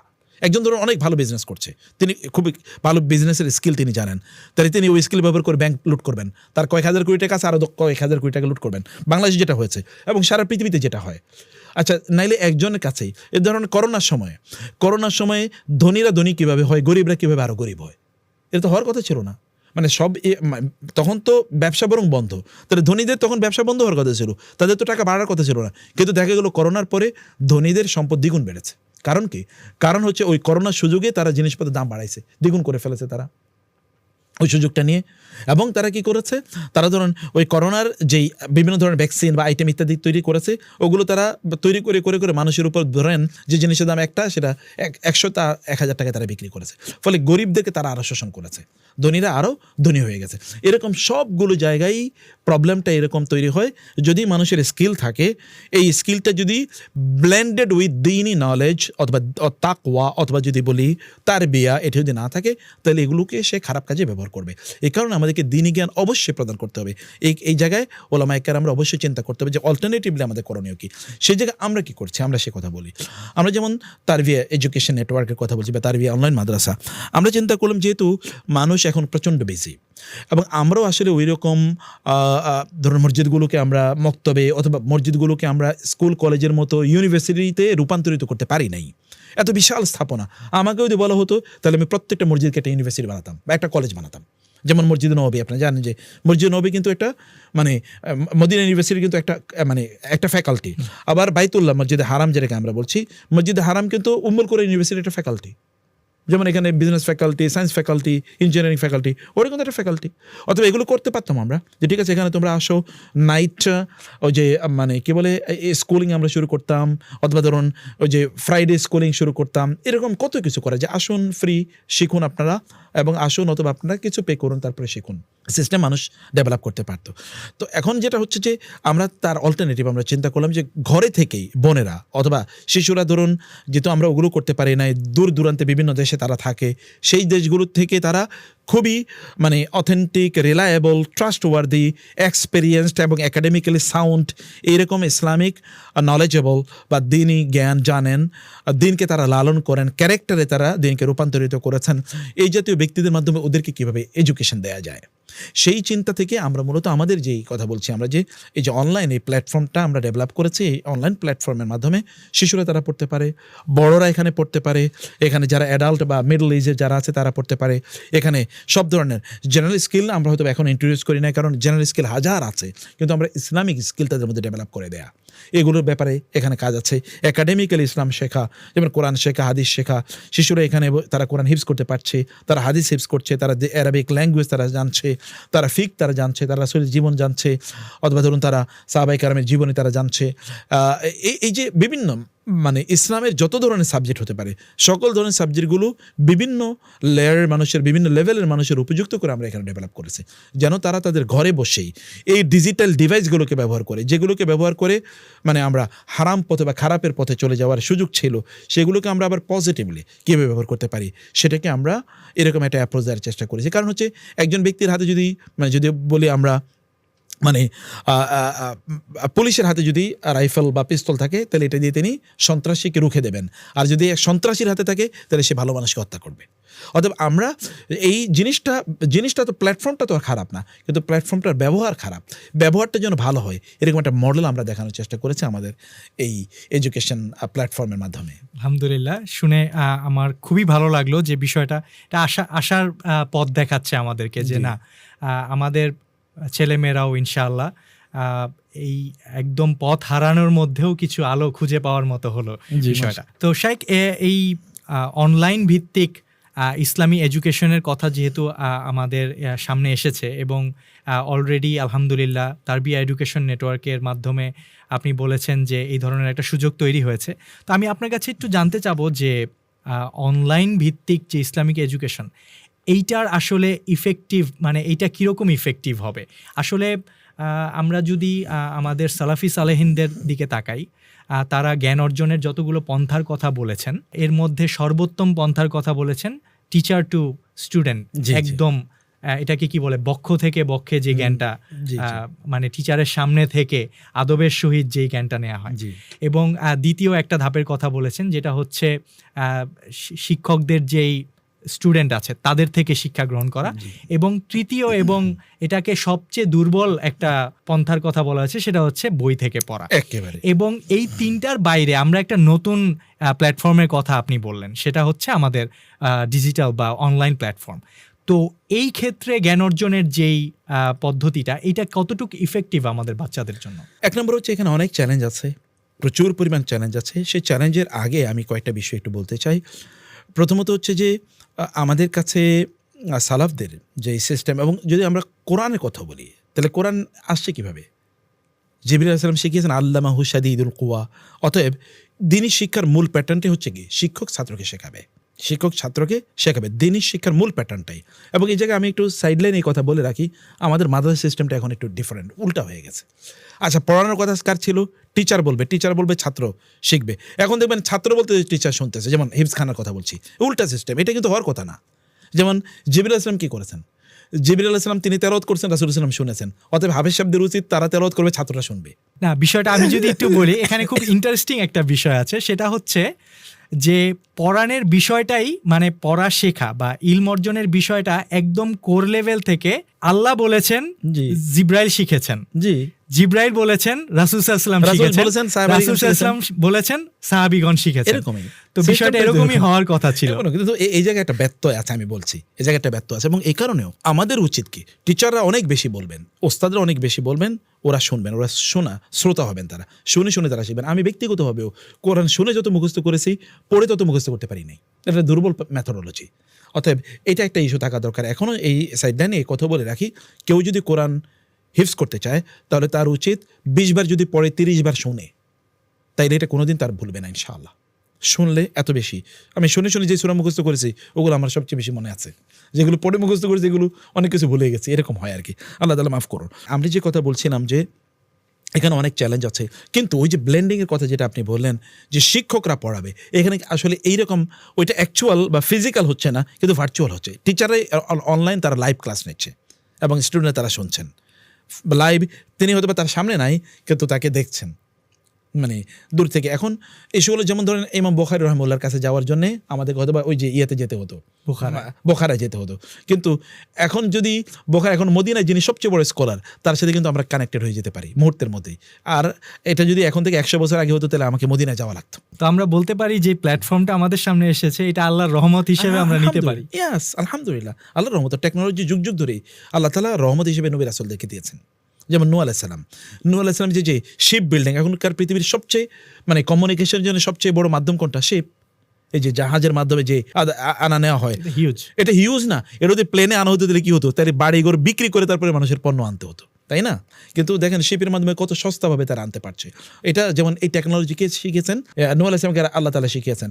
এরপর ধরুন দাউদ আলাইহিস সালামের টেকনোলজি কি, এই যে আজকে যে আমরা দেখি যে এই যে স্ট্রাকচার যেটা আমরা দেখছি বা আর্কিটেকচার যেটা দেখছি, এই যে আপনার মানে লোহার ব্যবহার, লোহার মাধ্যমে সভ্যতা, নগরায়ন, এই নগরায়ন কিন্তু দাউদ আলাইহিস সালাম ও আলান্না লাহুল হাদিদ কোরআনে আছে। আল্লাহ তাআলা বলেছেন যে আমি তার জন্যে লোহাকে কি করে দিয়েছিলাম, নরম করে দিয়েছিলাম। উনি হাত দিয়ে লোহা ধরলে এটা ওই যে রোলিং মেলে যেরকম হয় এরকম একেবারে নরম হয়ে যেত। মানে এরকম টেকনোলজি মানে শেপ দিতে পারতেন। আল্লাহ তাআলা তাকে এই টেকনোলজি শিখিয়ে দিয়েছেন। যাই হোক, technology is a blessing from Allah. আমরা যদি এটাকে উত্তমভাবে ব্যবহার করতে পারি তাহলে খুবই ভালো। যেমন ফিজিক্যালি টিচাররা থাকতে পারছে না, কিন্তু তারা ভার্চুয়ালি তারা ক্লাস নিতে পারেন। কিন্তু চ্যালেঞ্জের যে কথাটি আমরা বলছি, যেখানে অনেকগুলো চ্যালেঞ্জ আছে। এক নম্বর হচ্ছে যে এই পড়াশোনাটা স্ট্রাকচার কিনা। যদি একেবারে স্ট্রাকচার অনুসারে না হয়, একাডেমিক প্রসেসে মেথোডোলজিতে না হয়, আইলো গেলো এরকম যদি হয়, তাহলে কোনোদিন পড়াশোনা হবে না। ওই যে আপনি যেটা বলেছেন, এখন আমাদের একটা বড় প্রবলেম হলো কি, অনেকে শুধুমাত্র ভিডিও লেকচার, ইউটিউবের কয়টা লেকচার শুনে উনি কি শায়েখ হয়ে যান, অনেকে কয়েকটা বই পড়ে উনি মহা শায়েখ হয়ে যান, শায়েখে আকবর, শায়েখে কাবির হয়ে যান। এগুলো পুরাটাই রং মেথোডোলজি। শুধু বই পড়ে ওস্তাদের সংস্পর্শে বা ওস্তাদের সরাসরি নির্দেশনা ছাড়া বই পড়ে কোনোদিন সে জ্ঞানী হতে পারবে না। বরং তার মধ্যে ওই যে মিওপিক মেন্টালিটি বা অ্যাটিটিউড, অর্থাৎ ওই যে ভুল দৃষ্টিভঙ্গি তার মধ্যে তৈরি হবে, অথবা তার মধ্যে ওয়ান সাইডেড এক কেন্দ্রিক দৃষ্টিভঙ্গি তৈরি হবে। এবং আমাদের যুবকদের মধ্যে দেখবেন একদল তারা খুবই উগ্র, অমকে বাতিলপন্থী, অমকে বেদাতি, অমকে কাফের, অমকে মোশরেক, অমকে জাহান্নামী, অমকে পথভ্রষ্ট, অমকের কথা শোনা যাবে না, লাল মানে কালে দিয়ে ক্রস করে দেয়, অমকের ইয়ে করা যাবে না। এগুলো কারণ কি, ওই যে ওয়ান সাইডেড, ওই একজনের কথা শুনেছে এখান থেকে সে বের হয় নাই, অথবা একটা বই পড়েছে ওখান থেকে সে বুঝিনি। অথবা এখান থেকে বের হতে হলে আমাদেরকে সত্যিকার অর্থে শিক্ষকদের সংস্পর্শে তাদেরকে নিয়ে আসতে হবে এবং একটা স্ট্রাকচার, একাডেমিক স্ট্রাকচার অনুসারে তাকে পড়াতে হবে। কোরআন পড়বে, হাদিস পড়বে, ফিক পড়বে, সিরা পড়বে, ল্যাঙ্গুয়েজ পড়বে, উসুল পড়বে, আকিদা পড়বে। তাইলে একটা ব্যালেন্স তার মধ্যে অ্যাটিটিউড তৈরি হবে। 3 নম্বর যেটা, তা হচ্ছে যে এখানে একটা মেন্টরশিপ ইজ ভেরি ইম্পর্ট্যান্ট। মানে মেন্টরশিপ, ওদেরকে কেবল শুধু পড়ানো, কিন্তু ওদের গ্রোথ হচ্ছে কিনা, তাদের তারবিয়া হচ্ছে কিনা, এগুলোকে তার আখলাকের মধ্যে রূপান্তর করছে কিনা, এটাও দেখা প্রচণ্ড গুরুত্বপূর্ণ। এখানে প্যারেন্টদের দায়িত্ব খুবই বেশি। যেমন আমাদের প্যারেন্টদের আমরা বলি, যারা ধরুন তারবিয়াতে যাদের বাচ্চারা পড়ছে, আপনারা এখানে দেওয়ার পরে এরপর যদি বলেন আচ্ছা ওকে পড়তে দিয়ে দিলাম, এখন সে পড়ছে, সে কেউ এখানে কী করছে এটা তো আমরা জানি না।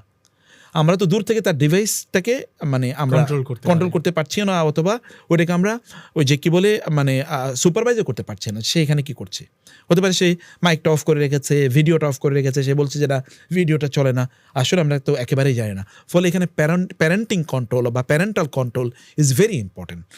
তাদেরকে প্যারেন্টাল মেন্টরশিপ, সুপারভিশন, তারা সেখানে বসে থাকবেন এবং এর মাধ্যমে প্যারেন্টদেরও কিন্তু একটা গ্রোথের কি আছে, একটা সম্ভাবনা তৈরি হচ্ছে না, সুযোগ তৈরি হচ্ছে না। অনেক প্যারেন্টসও তারা তো একাডেমিক্যালি দিন শিখতে পারে নাই, কিন্তু এখানে একটা একাডেমিক্যালি দিন শেখার একটা সুযোগ আছে, সম্ভাবনা আছে। ফলে তারা যদি তাদের সন্তানদের সাথে বসে থাকেন যে ওরা কী পড়ছে, তিনিও শিখলেন, অথবা তিনি যদি আগে জেনে থাকেন তাইলে ওরা যা শিখছে এটা ঠিকমতো শিখছে কিনা তিনি জানতে পারলেন। এই কারণে তাদের এখানে বসে থাকা, অথবা তাদের ঠিকমতো তাদেরকে সময় মতো তাদেরকে বসানো, তারা এখানে ঠিকমতো রেসপন্স করছে কিনা, অথবা তারা অ্যাবসেন্ট মাইন্ডেড হয়ে গিয়েছে কিনা, বা অন্য কোনো জায়গায় তারা ডিজিটাল অন্য কোনো প্ল্যাটফর্মে তারা চলে গিয়েছে কিনা, অন্য কোনো উইন্ডো তারা খুলে রেখেছে কিনা, এই জিনিসগুলো অবশ্যই প্যারেন্টদেরকে এটা একেবারে ভালো করে এটা দেখা দরকার। 3 নম্বরে যে বিষয়টি, তাহলে যে অনেক প্যারেন্ট চিন্তা করেন, আমাদেরকে যেমন বলেন যে 1 মাসে কোরআন পড়ায়া দেন, এরপরে সময় দিতে পারবো না। এটা কি 1 মাসের জিনিস? আমি কি 1 মাস কেবল আল্লাহর বান্দা? তা তো না, আমি তো পুরো জীবন জুড়ে আল্লাহর বান্দা। এই কারণে কনসিস্টেন্সি ইজ ভেরি ইম্পর্টেন্ট, যে তারা প্রতিদিন তারা দিন শিখুক। এই প্ল্যাটফর্মে তাদেরকে প্রতিদিনই 1 ঘন্টা হোক, আধা ঘন্টা হোক, যতক্ষণই হোক না কেন, প্রতিদিনই তাদেরকে এই শেখায় তাদেরকে নিয়ে আসতে হবে। এবং এটাকে যেমন আমরা আগে বলেছি, কেউ আমাদেরকে বলে যে 3 মাসে আমি ওটা শিখতে চাই। 3 মাসে তো আল্লাহ সুবহানাহু ওয়া তাআলা ওটা করেন নাই, আর আপনি তো 3 মাসে আল্লাহর বান্দা না, মানে আপনি তো আল্লাহ তাআলার বান্দা আপনার জন্ম থেকে মৃত্যু পর্যন্ত। ফলে আপনি আল্লাহ সুবহানাহু ওয়া তাআলার বন্দেগী করার জন্য আপনাকে প্রত্যেকটা মুহূর্তে শিখতে হবে। এই কারণে ইমাম আহমদ ইবনে হাম্বলকে প্রশ্ন করা হয়েছিল, কতদিন পড়াশোনা কতদিন চলবে? তিনি বলেছেন মিনাল মাহবারাতিল মিনাল মাকবারা, যে জন্ম থেকে মৃত্যু পর্যন্ত। তাকে বলল, আপনি এত কষ্ট করতেছেন দিনী জ্ঞান অর্জন এবং বিতরণের জন্য, আপনি রেস্ট নেবেন না? তিনি বলেছেন, আমি সেই দিন রেস্ট নেব যেদিন আমার প্রথম পাটা জান্নাতে ঢুকবে। এর আগে কোনো রেস্ট নেই। মুসলমানের আবার এর আগে রেস্ট কি? মুসলমান তো কাজ করবেই, তাই না? তো ফলে একজন শিশুকে সে যখন এই প্ল্যাটফর্মে ঢুকেছে, তার প্রতিদিন তার একটা কনসিস্টেন্সি রাখতে হবে। মেন্টরশিপ পিতামাতার এখানে খুবই গুরুত্বপূর্ণ। এবং ফ্যামিলি রিইনফোর্সমেন্টের কথা বলছি, সেটা কি? যেমন প্রতিদিনই যদি পিতামাতা সন্ধ্যায় ধরুন খাবার টেবিলে, রাতে খাবার টেবিলে জিজ্ঞেস করো, আজকে তুমি কী শিখেছো বলো, আচ্ছা এটা তুমি কতটুকু অ্যাপ্লাই করেছো বলো। এটুকু কেবল ইনফরমেশনের তো এখন আমরা সুপার টেকনোলজি মানে হাইওয়েতে বসবাস করছি, তাই না? ইউটিউবে অথবা ধরুন সোশ্যাল মিডিয়াতে, গুগলে যদি আপনি সার্চ করেন কোনো একটা টপিকে, কমপক্ষে 1 লক্ষ 2 লক্ষ 5 লক্ষ কি আসবে, মানে সাজেস্টেড মানে আসবে না, সাজেশন আসবে না। এগুলো যদি একজন ব্যক্তি বলে আমি এইটার উপরেই শুধুমাত্র গবেষণা করবো, তাহলে তার গোটা জীবন শেষ হয়ে যাবে, তারপর গবেষণা শেষ হবে না। তার মানে এখন ইনফরমেশন ইজ নট এভরিথিং। তথ্য জানা কি খুবই গুরুত্বপূর্ণ ইস্যু? আপনি একটা এনসাইক্লোপিডিয়া নিলেই তো ওখানে কোটি কোটি তথ্য দিয়ে করবেন কি? তথ্যটাকে প্রসেসিং করছে কিনা আমি, ওদের বাচ্চারা শিখছে, এটা তারা প্রসেসিং করছে কিনা, ক্যারেক্টারে নিয়ে যাচ্ছে কিনা, এটা তাদের কে করবে? এটা তো আমাদের পক্ষে তাদের করা সম্ভব না। কিন্তু আমাদের টিচাররাও, তাদেরও দায় আছে জিজ্ঞেস করা, তুমি নামাজ পড়েছো কিনা, তুমি এটা করেছো কিনা। কারণ আমরা তারবিয়াটাকে বেশি গুরুত্ব দিচ্ছি, আমরা কেবল ইনফরমেশনকে গুরুত্ব দিই না। নলেজ তো সবারও আছে, শয়তানের নলেজ নাই আছে, মানে খ্রিস্টান ইহুদিদের নলেজ নাই, হিন্দুদের নলেজ নাই, অথবা যারা নাস্তিক তাদের নলেজ নেই আছে, কিন্তু নলেজ তাকে বাঁচাতে পারে না। যে নলেজ তাকে বাঁচাতে পারবে না, ওই নলেজ দিয়ে কাজ কি? যে নলেজ তাকে বাঁচাতে পারবে না, ইউনিভার্সিটিতে A গ্রেড পেয়েছে, অথবা ধরুন একেবারে ওই যে গোল্ড মেডেল পেয়েছে, কিন্তু ও সবচেয়ে মহাদুর্নীতিবাজ, তাহলে এই লোকটা ইউনিভার্সিটিতে গোল্ড মেডেল পেয়ে আমাদের লাভ হইল কি? আমরা তো একটা খারাপ মানুষ তৈরি করলাম সমাজের জন্য না, আমাদের ভালো মানুষ তৈরি করতে হবে। ভালো মানুষ যদি সাহাবায়ে কেরাম, তারা কোন ইউনিভার্সিটিতে পড়েছে? কিন্তু তারা এই পৃথিবীর শ্রেষ্ঠতম ভালো মানুষ না? দরকার হলো ভালো মানুষ। নলেজ, আমাদের একটা রং কনসেপ্ট আছে যে ও তো শিক্ষিত মানে কি ও ইউনিভার্সিটিতে পড়েছে। ইউনিভার্সিটিতে পড়লে শিক্ষিত হয়? ইউনিভার্সিটিতে কী পড়ে? আমরা পড়েছি, আপনি পড়েছেন, এরকম হাজার হাজার লোক ইউনিভার্সিটিতে পড়েছে, কী পড়ে শিখছে কি? মানে সেই ইউনিভার্সিটিতে পড়েছে কি? এখানে গদ বাঁধা কয়েকটা জিনিস ছাড়া আর কি শেখা হয় এখানে? অতএব নলেজ তো ওইটা না, কেবল নলেজ হচ্ছে ওইটা একটা কেবল পথ বাতলে দিল যে এইভাবে জ্ঞান অর্জন করতে হয়, এর বাইরে কোনো কিছু না। নলেজের বাইরের জিনিস, ওটা কেবল প্রসেসটা দেখানো হয়। অথবা আমরা বলে যে আমাকে সেদিন বলছি আমি একজন শিক্ষিতা মেয়েরে বিয়ে করলাম, কিন্তু আমার জীবনটা শেষ হয়ে গেল। আবার আপনি শিক্ষিতাকে বিয়ে করেন, অশিক্ষিতাকে বিয়ে করেছেন, বা শিক্ষিতা বলে কীভাবে? বলে আপনি মনে করেছেন যে শিক্ষা মানে হচ্ছে ইউনিভার্সিটির একটা ডিগ্রি। ইউনিভার্সিটি ডিগ্রি শিক্ষা না।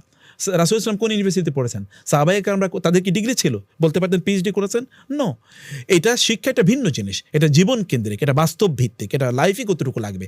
আমার ইউনিভার্সিটিতে আমি যা পড়েছি আমার কোনো কাজে লাগে না ব্যক্তিগতভাবে, আমি জানি না, আপনি হয়তো একই কথা বলবেন। বাংলাদেশের প্রেক্ষাপটে তো পড়েছে ইঞ্জিনিয়ারিংয়ে, গিয়ে এরপরে চাকরি করে ব্যাংকে, তাই না? কম্পিউটার সায়েন্সে পড়েছে, এরপরে করে ব্যবসা, মানে এরকমই তো হচ্ছে। তো এখানে তো আসলে আপনার এডুকেশনের কোনো দাম নাই সত্যি করতে, এটা একটা বলার জন্য নেয় আর কি, যে ওইখানে একটা ডিগ্রি নিয়েছে আর কি, কিন্তু এই ডিগ্রি তার সত্যি করতে তার ডিগ্রি বাড়ায় না। এটা সামাজিকভাবে বর্তমানে দেখা যাচ্ছে যে সামাজিকভাবে নিজেদের যেই এটাকে কি বলে, একটা আইডেন্টিটি, সামাজিক আইডেন্টিটি রক্ষা করার জন্য স্ট্যাটাস বলতে পারি, একটা ডিগ্রি ধারণ করলাম আমি, ডিগ্রি না করলে আসলে সমাজে ওরকম সম্মান পাওয়া যায় না, ওই বিষয়টা মনে হয় একেবারে। এবং এখানে আরেকটা জিনিস আছে খুবই গুরুত্বপূর্ণ, তা হলো এডুকেশনের সাথে আদবের খুব সম্পর্ক আছে। যেমন ইমাম মালিক রাহিমাহুল্লাহকে তার মা বলেছিলেন যে ইযহাব ইলা রবিআতা ফাতাআল্লাম মিন আদাবিহি ক্বাবলা ইলমিহি, যে তুমি রবিয়ার কাছে যাও। রবিয়া আর রায় তিনি ছিলেন বিখ্যাত, ইমাম আবু হানিফা রাহিমাহুল্লাহর ওস্তাদ তিনি। রবিয়া বিখ্যাত তাবি, তার কাছে যাও, তার কাছে আগে আদব শিখো এলেম শেখার আগে। আমি সুবহানাল্লাহ, ওই মারে আমার মনে হয় 1000 পিএইচডি দেওয়া দরকার। এখনকার এই সেগুলো পিএইচডি, এগুলো তো মানে কোন পিএইচডিওয়ালা বলেছে তোমাকে ইয়ে শিখতে হবে, নৈতিকতা শিখতে হবে? কয়জন বলছে? পিএইচডি তো অভাব নাই, ভুরি ভুরি। কয়জন বলছে নৈতিকতা শিখতে হবে? বরং ইউনিভার্সিটির টিচাররা দেখি সন্ত্রাসী বানায়, এবং নিজেরাও সন্ত্রাসী অনেক জায়গায়, অনেক ইউনিভার্সিটির টিচার সে নিজেই সন্ত্রাসী। সে নিজে কয়েকদিন আগে দেখলাম যে বলেছে যে তুমি অমুক করে ভোট দিলে তোমারে মানে ইয়ে দেবো, মানে কি বলে, তোমার মার্কস বাড়ায় দেবো, ওই যে অ্যাসাইনমেন্টে মার্কস বাড়ায় দেবো, মানে এরকম ভাইরাল একটা নিউজ বাংলাদেশে। তো এই যে ডিগ্রি দিয়ে হবে কি, ফলে আমরা এখানে যেটা এনশিওর করার চেষ্টা করি তা হলো তার এডুকেশন বা নলেজ এর পাশাপাশি তাকে আমরা আদব দিই, আদব এনভায়রনমেন্ট, যেখানে তুমি ওস্তাদের সাথে কীভাবে কথা বলবা, পিতামাতার সাথে কীভাবে কথা বলবা, এবং অন্যান্য যত আচরণবিধি আছে এই আচরণবিধিও যেন তার মধ্যে তৈরি হয়, এই নৈতিকতা যেন তার মধ্যে তৈরি হয়, এই জায়গাটা আমাদের একটা ফোকাসের এরিয়া। এবং এইটাই কেবলমাত্র ওই যে 1-to-1, অথবা ধরুন আমরা যেটা বলছি টিচার স্টুডেন্ট কমিউনিকেশন, যেটাকে আপনি বলছেন হার্ট টু হার্ট, অথবা যদি আমরা বলি সদর টু সদর, কলব টু কলব, শোল্ডার টু শোল্ডার, এই যে নলেজের যে ইসলামিক যে ওয়ে, এই ওয়েটা কিন্তু এইভাবে কেবল ইনফরমেশনই দেয় না, বরং ওর মধ্যে আখলাক তৈরি করে দেয়, চরিত্র তৈরি করে দেয়। সুবহানাল্লাহ।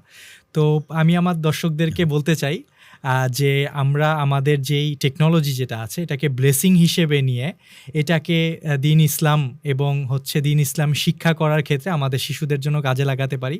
এবং আমরা শায়েখ নিজেই বললেন যে ওনাদের যে প্রতিষ্ঠান তারবিয়া এডুকেশন নেটওয়ার্ক বা তারবিয়া অনলাইন মাদ্রাসা একাডেমি এবং ইনস্টিটিউট, এর আন্ডারে যে কোর্সগুলো আছে, আশা করি শায়েখ এবং তার প্রতিষ্ঠান এই প্রত্যেকটা সেক্টরে কাজ করছেন। আপনারা চাইলে তাদের এই কর্মকাণ্ডগুলোর সাথে যুক্ত হতে পারেন এবং আপনাদের বাচ্চাদেরকে এঙ্গেজ করাতে পারেন ইনশাআল্লাহ। যেহেতু আমরা অলরেডি তারবিয়া এডুকেশন নেটওয়ার্ক সম্বন্ধে জেনেছি এবং আপনি বলেছেন যে শিশুদের জন্য বিশেষভাবে এখানে আলাদা করে কোর্সের ব্যবস্থা আছে, তো আপনি যদি সংক্ষেপে একটু আমাদের শিশুদের জন্য বিশেষভাবে ডিজাইনকৃত যে কোর্সগুলো আছে ওগুলি সম্বন্ধে আমাদেরকে একটু বলতেন। না, আলহামদুলিল্লাহ, আমরা ইসলামিক এডুকেশনটার টোটাল একটা ডায়াগনোসিস করেছি যে ইসলামিক এডুকেশনটা কী, এবং যুগ যুগ ধরে আসলে আমাদের শিশুদেরকে ইসলামিক এডুকেশনটা কীভাবে দেওয়া হয়েছিল। একেবারে যদি রাসূল ইসলামের যুগ থেকে শুরু করে আমাদের একেবারে ভেরি কন্টেম্পোরারি, যখন ইসলামের স্বর্ণযুগের কথা বলছি, একেবারে এই যে ওসমানিয়া খেলাফতের কথা পর্যন্ত, মানে অটোমান কেন্দ্রিক যে সকল খেলাফত সিস্টেম ছিল, এই সময় পর্যন্ত আমরা দেখেছি যে এডুকেশনটা, এটা নিয়ে ইবনে বতুতা আলোচনা করেছেন, ইবনে খালদুন আলোচনা করেছেন, মুসলিমদের এডুকেশনের সিস্টেমটা কী ছিল। প্রত্যেকটা এই শিক্ষা প্রতিষ্ঠানের প্রথম জিনিস ছিল কোরআন। কোরআন দিয়ে শুরু হয়েছে প্রত্যেকটা জায়গায়, যে আমরা মক্তবের কথা বলেছি, শুরুই ছিল কোরআন দিয়ে। এবং গোটা মানে আরব বিশ্বে, মিডল ইস্টের কথা যদি বলি, এবং আফ্রিকাতে, ইউরোপে যে জায়গাগুলোতে, যেমন স্পেন এবং এই জায়গাগুলোতে, এবং এই যে আমাদের এই এশিয়ার মানে সাউথ ইস্ট এশিয়া অথবা ধরুন ইস্ট এশিয়ার কথা বলছি, এই গোটা সব জায়গা তারা অ্যানালাইসিস করে দেখিয়েছেন, সব জায়গায় এক নম্বর ছিল কোরআন। আরবে একটা পলিসি ছিল যে কোরআনের সাথে তাদেরকে হাদিস পড়ানো হতো, আকিদা পড়ানো হতো, ফিক পড়ানো হতো। আমরা দেখেছি এই মডেলগুলো সব অ্যানালাইসিস করে, তাইলে একজন শিশুর বেসিক তার প্রয়োজন কি, আমরা দেখেছি তার প্রয়োজন তার কোরআন, আল্লাহর সাথে কানেক্টেড হওয়া, এবং তার প্রয়োজন কি তার ইসলামিক আইডেন্টিটি, অথবা তার আকিদা লাগবে, এবং তার দৈনন্দিন জীবনে যেটা মানে আমাদের কিন্তু প্রত্যেকটা সেকেন্ডে ফিক লাগে। এই যে আমরা কথা বলছি এখানে ফিক লাগছে, কারণ টিভি দিয়ে আমরা কথা শুরু করবো, যেমন আপনি শুরু করেছেন সালাম দিয়ে, এরপরে আল্লাহর প্রশংসা রাসূলের উপর দরুদ পড়ে, এইটা হলো ফিক। অতএব দৈনন্দিন প্রত্যেকটা কাজে, প্রত্যেকটা পদক্ষেপে, এভরি স্টেপ আমাদের কিন্তু ফিক লাগে। আমরা এই যে কারণে বাচ্চাদেরকে ফিক পড়াই। আমরা পড়াই বাচ্চাদেরকে রাসূল সাল্লাল্লাহু আলাইহি জীবনী এবং সাহাবায়ে কেরামের জীবনী, কারণ তারা তোমাদের জন্য রোল মডেল। লাকাদ কানা লাকুম ফি রাসূলিল্লাহি উসওয়াতুন হাসানা। রাসূল যে তোমাদের জন্য রোল মডেল, তাকে অনুসরণ করতে হবে। তাকে না জানলে কীভাবে তাকে অনুসরণ করবে? তাকে না জানলে কীভাবে তাকে ভালোবাসবে? আপনি যাকে চেনেন না তাকে আপনি ভালোবাসতেই পারেন না। আপনি যাকে চেনেন তাকে আপনি ভালোবাসেন। মাকে কেন ভালোবাসি? কারণ মার সাথে সময় কাটায় বেশি। ওই যে ফিজিক্যাল রিলেশন আছে, একেবারে তার পেটে আমি বড় হয়েছি। বাবার সাথে সম্পর্ক ভালো কেন? বাবাকে কেন ভালোবাসি? তার উদর থেকে আমার স্ত্রীকে কেন ভালোবাসি? কারণ আমার স্বামীকে কেন নারীরা ভালোবাসি? কারণ তারা একসাথে থাকে। সন্তানকে কেন ভালোবাসি? কারণ তারা। আপনার যার সাথে সময় বেশি কাটাবেন তার প্রতি আপনার ভালোবাসা বাড়বে। এটাই তো এই কারণে তাকে আমি জানি অনেক বেশি। এই কারণে রাসূলের সাথে আমাদের যত বেশি উঠা বসা হবে তত তার সাথে ভালোবাসা বাড়বে, আর যত তাকে জানবো তত তার প্রতি ভালোবাসা আমাদের বাড়বে। এই কারণে আমরা তাদেরকে শিশুদেরকে রাসূলের সামনে জীবনী আমরা শেখাই। আমরা শিশুদেরকে এরপরে কোরআন এবং সুন্নাহর মূল টেক্সটের সাথে যেন তারা ইমিডিয়েটলি তারা কানেক্টেড হতে পারে, এই কারণে তাদেরকে আমরা শেখা হলো অ্যারাবিক ল্যাঙ্গুয়েজ। এর পাশাপাশি তাদেরকে কিছু আদব আখলাকের যেটা বলেছি দোয়া, যে দোয়াগুলো তাদের প্রতি মুহূর্তে লাগে, এই জিনিসগুলো আমরা তাদেরকে শেখাই। এটা একটা প্যাকেজ যেখানে সব আছে, কোরআন আছে, হাদিস আছে, এবং সেখানে ফিক আছে, আকিদা আছে, সিরা এবং ইতিহাস আছে, এবং তার পাশাপাশি অ্যারাবিক ল্যাঙ্গুয়েজ এবং আখলাক, দোয়া, এই জিনিসগুলো এদের উপযুক্ত করে সব কিছু আমরা শেখাই। কোরআন যখন তাদেরকে শেখাই তখন আমরা তাদেরকে কোরআনের শুদ্ধ করে কোরআন পড়া শেখাই, তাজভিদ সহ কোরআন হিফজ শেখাই, মৌলিক সূরা সুদূরা একেবারে পুরো কোরআনের হিফজ তাদেরকে আমরা পড়িয়ে দিই। এর পাশাপাশি কোরআন যেন তারা বুঝতে পারে, কারণে অ্যারাবিক ল্যাঙ্গুয়েজ আমরা তাদেরকে পড়াই। আবার হাদিসে যেই হাদিসগুলো ফান্ডামেন্টাল, মৌলিক, দিনের একেবারে মূল ভিত্তিওয়ালা কাওয়ায়েদ দিনের, এই হাদিসগুলো তাদেরকে শেখাই, এগুলো তাদেরকে মুখস্থ করাই, কিন্তু ছোটো ছোটো বাচ্চাদের উপযুক্ত করে এই হাদিসগুলো তাদেরকে আমরা পড়াই। এটা ছোটোদের জন্য এরকম।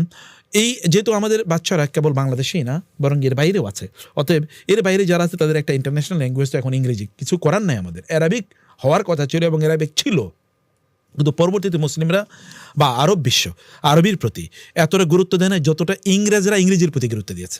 তো এখন আপনি পাড়ায় মহল্লায় ইংরেজি শেখানোর কি আছে? কোচিং সেন্টার আছে না, কিন্তু আরবি শেখানো আছে।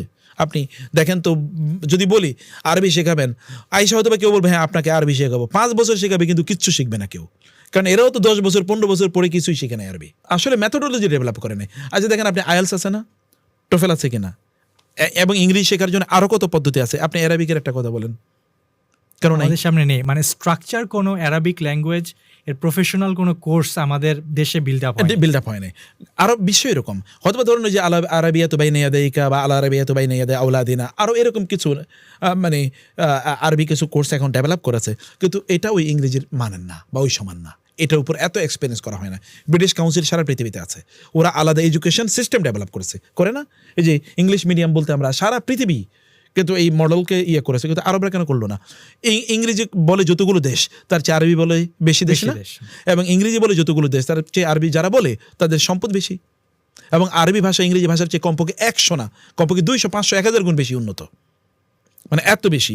ইংরেজি ভাষায় সব মিলিয়ে শব্দ সংখ্যা হচ্ছে 30 লাখ বলা হয়, আরবি ভাষায় শব্দ সংখ্যা হচ্ছে 3 কোটি। পার্থক্যটার লেভেলটা দেখেন না। তো এই জায়গায় এইরকম একটা ভাষা কেন আমরা মানুষকে শেখাতে পারলাম না? আর আমাদের মাতৃভাষাই তো কোরআন, আরবি না আমাদের মাতৃভাষা, কারণ মায়ের পেট থেকে বের হওয়ার পরে কি আলহামদুলিল্লাহ ইত্যাদি আমরা শুনি, আজান আমাদের কানে দেয়, মাতৃভাষাই তো এটা। এই ভাষা কেন শিখবে না লোকেরা? এ কারণে আমরা তাদেরকে, শিশুরা তাদের উপযুক্ত করে আমরা তাদেরকে আরবি শেখে, কিন্তু ইন্টারন্যাশনাল ল্যাঙ্গুয়েজ তো এখন ইংরেজি বেসিক্যালি। এই কারণে আমাদের এই কোর্সগুলোকে আমরা কিছু দুটা ভার্সন রেখেছি। বাংলা ভার্সন যারা বাংলা শিখবে, আর ইংরেজি ভার্সন যারা ইংলিশ এনভায়রনমেন্টে থাকে, ইউরোপে থাকে, আমেরিকাতে থাকে, বা বাংলাদেশেও যারা ইংলিশ মিডিয়ামে পড়ে, ভালো করে তারা বাংলা বুঝে না বা বাংলা তারা বলতে পারে না, তার জন্য আমরা ইংলিশ মিডিয়ামে এই সবগুলো কোর্স ইংলিশ মিডিয়ামে আমরা তাদেরকে পড়াই। শুনে খুবই আনন্দিত হলাম, এবং আশা করি যারা দেশের বাইরে প্রবাসী যারা আছেন এবং দেশে যারা আছেন তারা এই সুযোগটাকে কাজে লাগাতে পারেন। সর্বশেষ আমি একটা প্রশ্ন দিয়ে আমাদের আজকের পডকাস্টটা শেষ করতে চাচ্ছি, সেটা হচ্ছে যে আমরা একদম প্রথম যে টপিকটাতে কথা বলেছিলাম যে আমাদের একটা ডিজিটাল প্যারেন্টিং দরকার। জি, তো আমাদের এই ডিজিটাল প্যারেন্টিংয়ের ক্ষেত্রে একজন প্যারেন্টসের এই ডিজিটাল পলিসিগুলো কি হওয়া উচিত আপনার বলে মনে হয়? খুবই গুরুত্বপূর্ণ, এবং এই জায়গায় আমি দুটো জিনিস বলবো। একটা যদি ডিজিটাল প্যারেন্টিং গাইড, যদি আমরা বলি যে পিতামাতা আসলে কিভাবে তাদের সন্তানদের ডিজিটাল কন্ট্রোল তারা করবে, এটা একটা দিক। আর হচ্ছে পিতামাতারও তো একটা ডিজিটাল কন্ট্রোলের প্রয়োজন আছে। এই দুটো জিনিস আমি একটা করে একটু বলতে চাই। এক নম্বর হচ্ছে যে পিতামাতার উচিত যে তাদের ঘরে একটা ডিজিটাল ফ্রি জোন তৈরি করা। এই ঘরে কোনো ডিজিটাল ডিভাইস চলবে না, যেমন একটা স্টাডি রুম, অথবা এটা তাদের নামাজের রুম, মানে এরকম কিছু একটা জোন, অথবা জোন করবে। যেমন ধরেন একটা কথা বলি যে ডাইনিং টেবিল, এটা ডিজিটাল ডিভাইস ফ্রি, এখানে কেউ ডিজিটাল ডিভাইস নিয়ে আসতে পারবে না, নিষিদ্ধ। 2 নম্বর হচ্ছে কি বেড, অর্থাৎ যেখানে সে ঘুমাচ্ছে এখানে ডিজিটাল কোনো ডিভাইস চলবে না, এরকম জোন করতে হবে। ডিজিটাল মানে ডিজিটাল ফ্রি টাইম এটা করতে হবে, বা ডিজিটাল ডিভাইস ফ্রি টাইম করতে হবে, অথবা ধরুন ইন্টারনেট ফ্রি, মানে ইন্টারনেট ডিভাইস ফ্রি টাইম করতে হবে। সেটা কি, যেমন ধরেন বলা হচ্ছে যে প্রত্যেক নামাজের আগে আধা ঘন্টা আগে কি হবে না, ইন্টারনেট চলবে না, বাসায় বন্ধ, এবং নামাজের আধা ঘন্টা পর পর্যন্ত ইন্টারনেট চলবে না বা ডিভাইস চলবে না, নিষিদ্ধ। তাহলে দেখেন তো কন্ট্রোল হচ্ছে কিনা। ঘুমের 1 ঘন্টা আগ থেকে মানে কোনো ডিভাইস চলবে না বাসায়, সব বন্ধ অথবা নিষিদ্ধ। এমনকি রাতে কোনো ডিভাইস, যেমন আমি আমার ফ্যামিলি যেটা করি, রাতে কোনো ডিভাইস আমার বাচ্চাদের সামনে থাকতে পারবে না, নেভার। ডিভাইস চাই না আমার সামনে রাখতে হবে। এবং আমি যেটা করি, যেমন গতকাল আমি যেটা করেছি, তাহলে যে আমি কিন্তু ইন্টারনেট বন্ধ করেছি বাসায়, রাতে ইন্টারনেট চালাইতে পারবে না। এখন সেন্ট্রাল কন্ট্রোল যেটাকে বলে, সেন্ট্রাল কন্ট্রোল, এই কন্ট্রোল আমরা করি। অথবা ধরুন ওই ডিভাইসগুলো আমার সাথে চলে আসবে, ওদের যে ডিভাইস আছে যেগুলো দিয়ে তারা পড়াশোনা করে, এগুলো রাতে ধরুন 10টার পরে অথবা এরকম একটা সময় আমার সামনেই থাকতে হবে, এর বাইরে ওইখানে থাকতে পারবে না। এমনকি যদি বলা হয় যে এগুলোকে তারা দেবে, ওই যে কী বলে না, ওই যে চার্জ দেবে, মানে চার্জিংও আমার চোখের বাইরে হবে না, এটা। আর 3 নম্বর কথা বলছি। 4 নম্বর হচ্ছে সে যখন ডিভাইসগুলো ব্যবহার করে কোথায় ব্যবহার করে, যেমন আমি নিশ্চিত করি তুমি যখন ডিভাইস ব্যবহার করবা আমার হাঁটার পথে এটা থাকতে হবে। তুমি ঘরের কোনো একটা চিপায় কর্নারে এরপরে এটাকে বাঁকা করে এটা ব্যবহার করবা, নেভার, এটা অসম্ভব। আমি দেখবো তুমি কি ব্যবহার করছো। এবং যেমন আজকেও আমি বলেছি যে তোমরা কি স্ক্রলিং করে, আমি কিন্তু গিয়ে হিস্টোরিতে দেখতে পাই, বল বাবা আমার তো আমার নিজের ঢুকি, অনলাইন মানে মানে সোর্সে ঢুকে, তোমাদের সোর্সে তো আমি যেতে পারি, যে তোমরা কোন সোর্সে যাচ্ছ যেহেতু আমি যেতে পারি। এই মনিটরিং কিন্তু লাগবে। যেমন অটো প্লে সিস্টেম একেবারে বন্ধ করে দিতে হবে, নোটিফিকেশন সিস্টেম বন্ধ করে দিতে হবে। ওদের জন্য বলতে হবে যে তারা কোন কোন সাইটে যেতে পারে, এটার জন্য তাদেরকে মানে পথ নির্দেশ করতে হবে, এবং প্রতিদিন তাদেরকে নিয়ে বসতে হবে, তুমি আজকে কোন কোন সাইটে গিয়েছো, কী কী করেছো বলো, নাসিয়া তাদেরকে করা, ডিজিটাল ডিভাইসে কী কী প্রবলেম হতে পারে বা ডিজিটাল অ্যাডিকশন কীভাবে তৈরি হতে পারে, এই জিনিসগুলো তাদেরকে জানানো। এর যদি পিতামাতা যদি তাদেরকে কোনোভাবে এটা না জানায়, তাহলে তো সত্যিকার অর্থে এরা যখন পথভ্রষ্ট হয়ে যাবে তখন তারা হাহুতাশ করা ছাড়া কোনো আর কাজ থাকবে না। তাদের যেমন অনলাইন ফ্রেন্ড কারা, কম্পিউটারে দেখুন কার সাথে তারা চ্যাটিং করে, তাদেরকে বলতে হবে কোনো সিক্রেট চ্যাট গ্রুপ থাকতে পারবে না, কোনো প্রাইভেট অ্যাকাউন্ট থাকতে পারবে না, নিষিদ্ধ, এটা থাকতে পারবে না। এটা আমরাই কথা বলি যে তাদেরকে একেবারে অথরিটারিয়ান, ওই যে স্বৈরশাসকের মতো রুল করবে না, রিলেশনশিপ বিল্ড আপ করা দরকার, যেন পিতামাতাকে তারা ফিল করে মা তো আমার কল্যাণের জন্য বলছে, বাবা তো আমার কল্যাণের জন্য বলছে, তাদেরকে এরকম করা। এখন পিতামাতা কেবল কি শুধুমাত্র নসিহার মধ্যেই থাকবে? ন, তাহলে পিতামাতাকে রোল মডেলিং করতে হবে। মডেলিং কীভাবে? তিনি আসলে করে দেখাবেন। এক্স্যাক্টলি। একটা এক্সাম্পল বলি, টয়লেটে কি নিয়ে গিয়েছে? মোবাইল নিয়ে গেছে। তো টয়লেট বাচ্চা যদি দেখে টয়লেটে মা মোবাইল নিয়ে গেছে, বাবা মোবাইল নিয়ে গেছে, তাহলে একে আপনি কীভাবে কন্ট্রোল করবেন? টয়লেটে গিয়ে সেখান থেকে দ্রুত বের হওয়ার নির্দেশ, টয়লেটে যাওয়ার আগে আল্লাহুম্মা ইন্নী আউযু বিকা মিনাল খুবসি ওয়াল খাবাইস, মানে সবচেয়ে খারাপ জিনগুলো টয়লেটে থাকে, ও ডিভাইস নিয়ে যদি টয়লেটে যায় তাহলে আপনাকে বুঝতে হবে এখানে ড্যামেজ হয়ে গেছে। কোনো বাচ্চা যদি টয়লেটে বেশি সময় কাটায় তাহলে বুঝবেন ও কিন্তু অলরেডি ইন্টারনালি ড্যামেজড, অথবা এখান থেকে তাকে রক্ষা করতে হবে, বাঁচাতে হবে তাকে। এখানে পিতামাতাকে এই মডেলিংটা করতে হবে। পিতামাতা তারা বেডরুমে যেমন তারা কোনোভাবেই তাদের মোবাইল তারা ব্যবহার করবে না, নিষিদ্ধ। নাহলে পিতামাতা সন্তান, যে কথা আমরা বলি যে আমরা যদি যখন আজান হচ্ছে ফর এক্সাম্পল, তখন যদি আমি মোবাইল টিপাতে থাকি আর আমার বাচ্চারে বলি এই আজান হয়েছে মোবাইল টেপানো যাবে না, তখন বলবে এটা শুধুমাত্র বলতে হয়, এটা আসলে কাজের জিনিস না। এটা মা বাবারা সবাই বলে, ওরা তখন এটা মনে করে এগুলো বাদ দাও। ফ্রেন্ড সার্কেল বলতে মা এরকম কয়, এগুলো আসলে আমলের জিনিস না, এগুলো আসলে বলার জিনিস। শুধু বাবাকে দেখাতে হবে আজান হয়েছে, ডিভাইস ছুঁড়ে ফেলে দিয়ে মসজিদে দৌড়াচ্ছেন, তখন সন্তান মনে করবে হ্যাঁ এটাই করতে হবে, এটাই কি স্টাইল, এটাই পলিসি। বাবাকে দেখে সন্তানের মধ্যে ইফেক্টিভ তৈরি হবে না, এই কারণে। এবং পিতামাতাকে, অতএব পিতামাতা তাদেরও কন্ট্রোল লাগবে যে তারা আসলে এটাকে কীভাবে ব্যবহার করছেন। এই যে এটা যদি আমরা পিতামাতা যদি মডেলিং না করতে পারেন, তাদের নিজেকে যদি তারা কন্ট্রোল না করতে পারেন, তারা যদি নিজেরা করে না দেখাতে পারেন, তারা যদি কেবলমাত্র অ্যাডভাইসের মধ্যে সীমাবদ্ধ থাকেন, তাহলে কোনোদিন পরিবর্তন হবে না। সে কারণে পিতামাতাকেও এই কাজগুলো করার জন্য আমরা নাসিহা করছি, আমরা নির্দেশনা দিচ্ছি আর কি। সুবহানাল্লাহ, আলহামদুলিল্লাহ। দর্শকদেরকে আমরা অনুরোধ করব, আপনারা চাইলে আপনাদের পরিবার যেহেতু আমাদের সবচাইতে প্রাথমিক একটা প্রতিষ্ঠান, আমরা পরিবার থেকে নিজেদের পরিবারে এই জিনিসগুলো বা এই মেথডগুলোকে অ্যাপ্লাই করে দেখতে পারি ইনশাআল্লাহ। ইনশাআল্লাহ। সবশেষে ধন্যবাদ জানাচ্ছি শেখ প্রফেসর মুক্তার আহমেদ স্যারকে আবারও আমাদের সাথে আপনার মূল্যবান সময় অতিবাহিত করার জন্য। আল্লাহ তাআলা আপনার জ্ঞানকে আরো বাড়িয়ে দিন, আপনার জ্ঞানে বরকত দান করুন, আপনার হায়াতে বরকত দান করুন। আপনি যেন দীর্ঘদিন আমাদের সাথে থেকে দিন ইসলামের খেদমত এবং হচ্ছে আমাদের বাচ্চাদের জন্য, আমাদের ইসলাম বহির্ভূত যেই জাতি আমাদের সামনে এখন আছে তাদেরকে আলোর পথ দেখানোর জন্য আল্লাহ জানে আপনার হায়াতে বরকত দান করুন। আমিন। আল্লাহুম্মা আল্লাহ তাআলা আপনার চেষ্টাগুলো কবুল করে নিন। আপনি আলহামদুলিল্লাহ একেবারে এই জেনারেশনের মধ্যে যারা দিন নিয়ে ভাবেন তাদের একজন আপনি, এবং আল্লাহ তাআলা এই চেতনাকে যেন আরো অনেক শক্তিশালী এবং উন্নীত করে দেন। আল্লাহুম্মা আমিন। আমিন। শেষ করছি আজকে আমাদের তারবিয়া টক্সের আরেকটি আয়োজন। সামনে আবারও আরেকটি আয়োজন নিয়ে ইনশাআল্লাহ আপনাদের সাথে দেখা হবে। সে পর্যন্ত ভালো থাকবেন, সুস্থ থাকবেন। শুকরিয়া, জাযাকাল্লাহ। আসসালামু আলাইকুম ওয়া রাহমাতুল্লাহি ওয়া বারাকাতুহু।